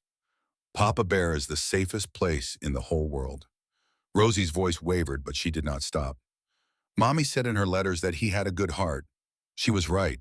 She was always right about him. She took another breath, standing as tall as her 5-year-old frame would allow, and spoke with a certainty that no adult in the room could match. If I can't live with Daddy Grizzly, I don't want to live anywhere. The silence that followed was absolute. Cole sat frozen in his chair, tears streaming openly down his weathered face, making no effort to hide them. Pastor Mabel had both hands pressed over her mouth, her shoulders shaking. Miss Holt looked away discreetly, wiping beneath her glasses. Even Bear in the back row had his massive head bowed, his shoulders rigid. Judge Whitfield removed his glasses and rubbed the bridge of his nose. He studied the little girl standing before him with an expression that had shifted from granite to something more human. Then he looked at Cole, and their eyes held for a long moment. I believe we need a brief recess to consider all aspects of this case. He tapped his gavel once the sound sharp as a pistol shot. Court will resume in 15 minutes. The assembled crowd remained seated, hardly daring to breathe as the judge rose and disappeared through the side door. Rosie ran back to Cole, who scooped her up and held her against his chest, pressing his face into her golden curls. I'm sorry I yelled in court, she whispered against his ear. Shh, baby girl, he murmured, his voice destroyed. You did just fine. The 15 minutes were the longest of Cole's life. He sat with Rosie on his lap, her small weight against his chest, and watched the clock on the wall count away, seconds that felt like years. Pastor Mabel held his hand. Miss Holt reviewed her notes. The courtroom hummed with whispered conversations that stopped the instant the bailiff's voice cut through the air. All rise! Everyone stood. The rustle of clothing and the scrape of chairs filled the room, then fell silent as Judge Whitfield returned to his bench. He settled into his chair and arranged his papers with maddening deliberation, as if the lives hanging in the balance were just another stack of documents to be organized. Rosie found Cole's hand and held it tight. Be seated, Judge Whitfield commanded. Cole lowered himself into his chair, his body rigid, his breathing shallow. In the matter of guardianship for Rosie Elaine Prescott. The judge's voice was measured and deliberate, each word placed with the precision of a mason laying stone. This court has carefully considered all evidence presented, including character testimonies, Ms. Holt's assessments, the DNA confirmation of paternity, and the materials submitted regarding Mr. Brannon's criminal history. He paused and removed his glasses, looking directly at Cole with eyes that had judged 1,000 cases and forgotten none of them. Mr. Brannon, your past is troubling. This court cannot simply ignore a history of violence and criminal behavior. The words landed in Cole's stomach like cold iron. He felt Rosie's grip tighten on his hand. However, the entire courtroom leaned forward on that single word. The law also recognizes the capacity for rehabilitation and change. The substantial evidence of your transformation over the past decades is compelling. The testimonies from community members speak to a pattern of service and generosity that cannot be fabricated or faked. Judge Whitfield glanced at Rosie with eyes that had softened perceptibly. And most importantly, the obvious bond you have formed with your daughter cannot be dismissed, nor can the clear and documented wishes of her late mother. He picked up his gavel, and Cole felt the world tilt on its axis, felt everything he had ever been and everything he might become balanced on the edge of a single moment. Taking all factors into consideration, including the express wishes of the child and the written intent of her deceased mother, this court hereby grants permanent guardianship of Rosie Elaine Prescott to Cole Brannon, effective immediately. The crack of the gavel was swallowed by the sound that erupted from the courtroom. Pastor Mabel burst into tears and pulled Cole and Rosie into a fierce embrace. May from the diner let out a whoop that echoed off the wooden walls. The veterans in the back row stood and clapped. Ms. Holt smiled broadly, openly, the professional mask gone at last, and wiped tears from both cheeks without embarrassment. Papa Bear! Rosie's voice broke through the commotion like sunlight through cloud. Papa Bear, did you hear? We can stay together forever. Cole could not speak. His throat had closed completely, and his eyes were so blurred with tears that the courtroom had become a watercolor of light and shadow and moving faces. He dropped to his knees right there in the aisle, not caring who saw the fearsome ex-biker break down completely, and Rosie threw her arms around his neck. We did it, Daddy. She whispered, her voice full of love and triumph and the unshakable faith of a child who had never doubted the outcome. We did it. Cole held her, He held her with both arms and all of his strength and everything in him that had ever been good or wanted to be good or believed that good was still possible for a man who had spent half his life in the dark. He held her the way a man holds the thing that saved him. Around them, the courtroom had dissolved into a celebration. People were hugging and crying and shaking hands. Billy Peterson gripped Jimmy Harlan's shoulder and said something that made the veteran laugh through his tears. Sarah from the diner had her arms around Mrs. Calloway. May was blowing her nose into a napkin with the force of a foghorn. Bear and the old riding crew stood in a loose circle in the back, their eyes red, their handshakes firm, their silence more eloquent than any words. Ms. Holt approached Cole and Rosie as the crowd began to thin. She held out her hand, and when Cole took it, her grip was warm and steady. Mr. Brannon, her voice carried none of the clipped professionalism he had come to expect. For what it's worth, this is the outcome I was hoping for. Cole stared at her. You were, from the moment she called you a Papa Bear. A smile crossed Ms. Holt's face, brief but genuine. That's not a name a frightened child gives to a dangerous man. That's a name a child gives to someone who makes the world feel safe. She reached into her portfolio and produced a business card.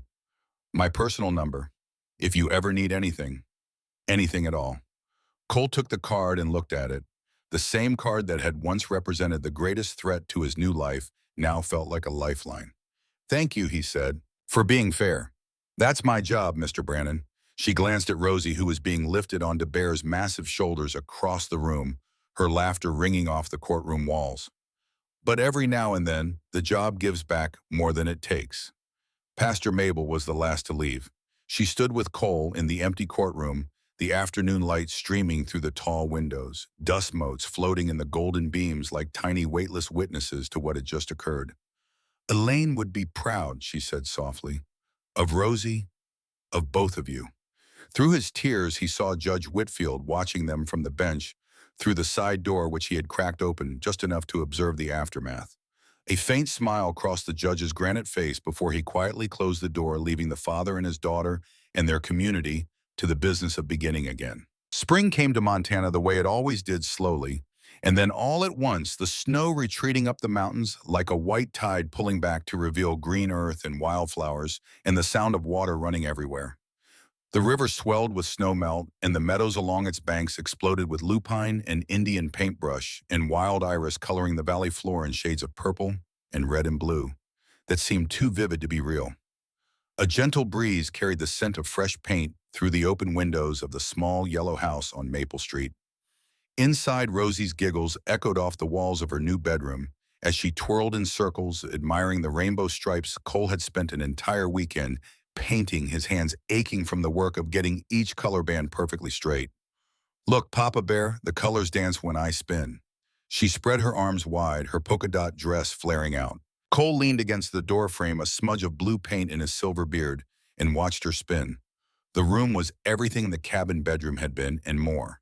Sunshine poured through lace curtains.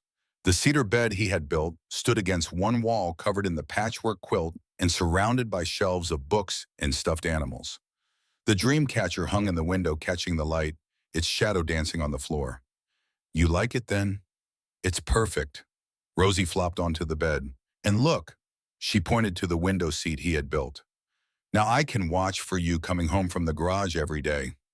The garage was 3 blocks away now. Cole had moved the entire operation from the mountain cabin to a proper shop on Main Street, complete with a new sign that had become the talk of the town. Papa Bear's Garage, it read in bold red letters with a cartoon bear wearing sunglasses and a leather vest painted beneath. The grand opening was on a Saturday in early May. Pastor Mabel organized it because she organized everything, and the turnout surprised even her. A crowd of townspeople and bikers gathered in front of the garage, spilling onto the sidewalk and into the street. Cole stood before them in a clean white shirt and pressed jeans, his silver hair combed back, his beard trimmed, looking like a man who had been remade from the inside out. Rosie stood beside him, bouncing on her toes, wearing a tiny leather vest over her polka dot dress. A large red ribbon stretched across the garage entrance, and she held oversized scissors that were nearly as tall as she was. Ready, kiddo, Cole whispered. Ready, Papa Bear. He lifted her so she could reach the ribbon. The scissors made a satisfying snick as they cut through the red fabric. I declare Papa Bear's garage officially open, Rosie announced, and her clear voice carried across the crowd like a bell. Cheers erupted.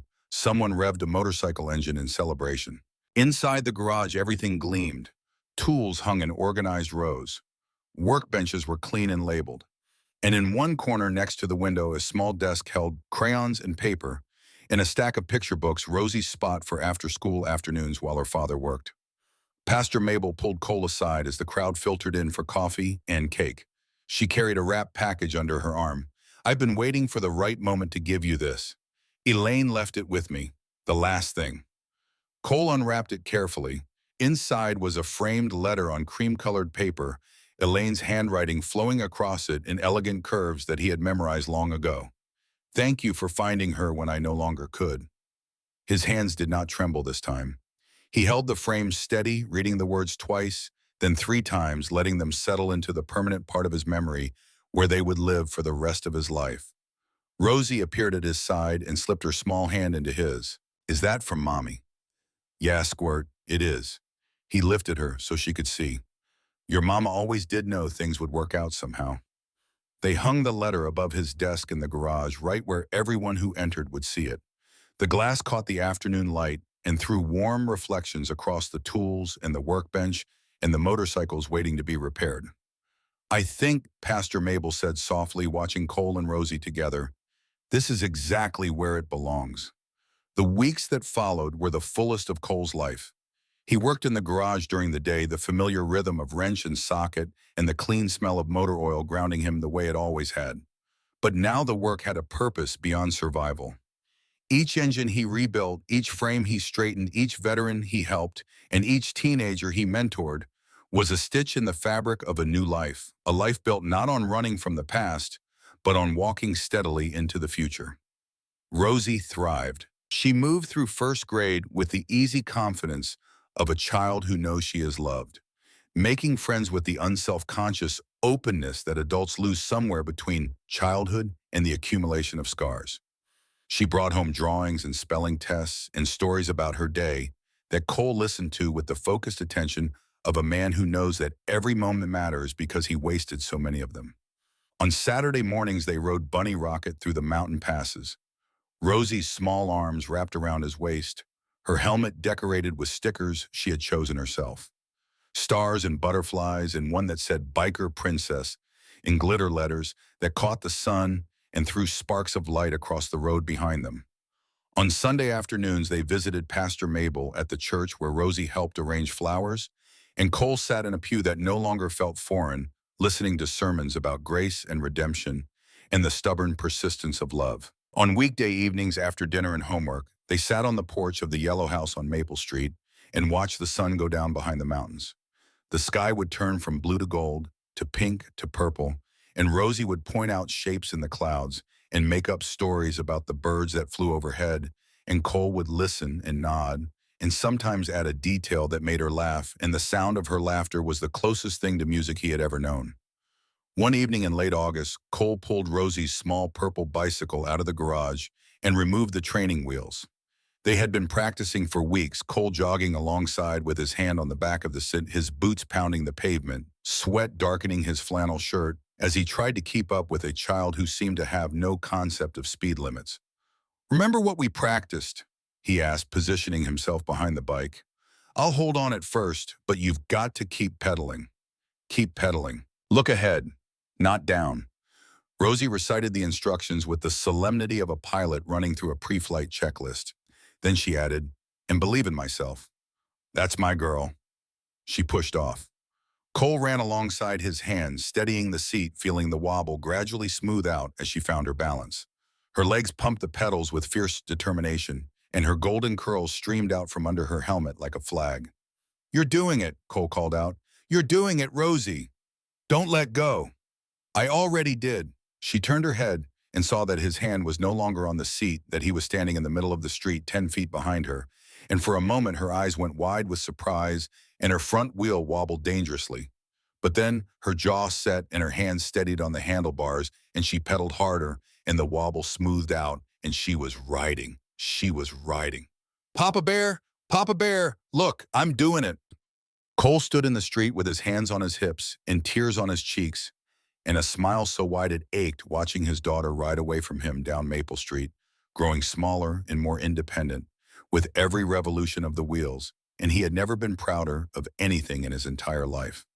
She circled back to him, braking unevenly, the bike skidding slightly on the pavement. Her face was flushed with triumph, and her eyes were blazing with the particular joy that comes from doing something you were afraid you could not do. Did you see me? I saw you squirt. You were perfect.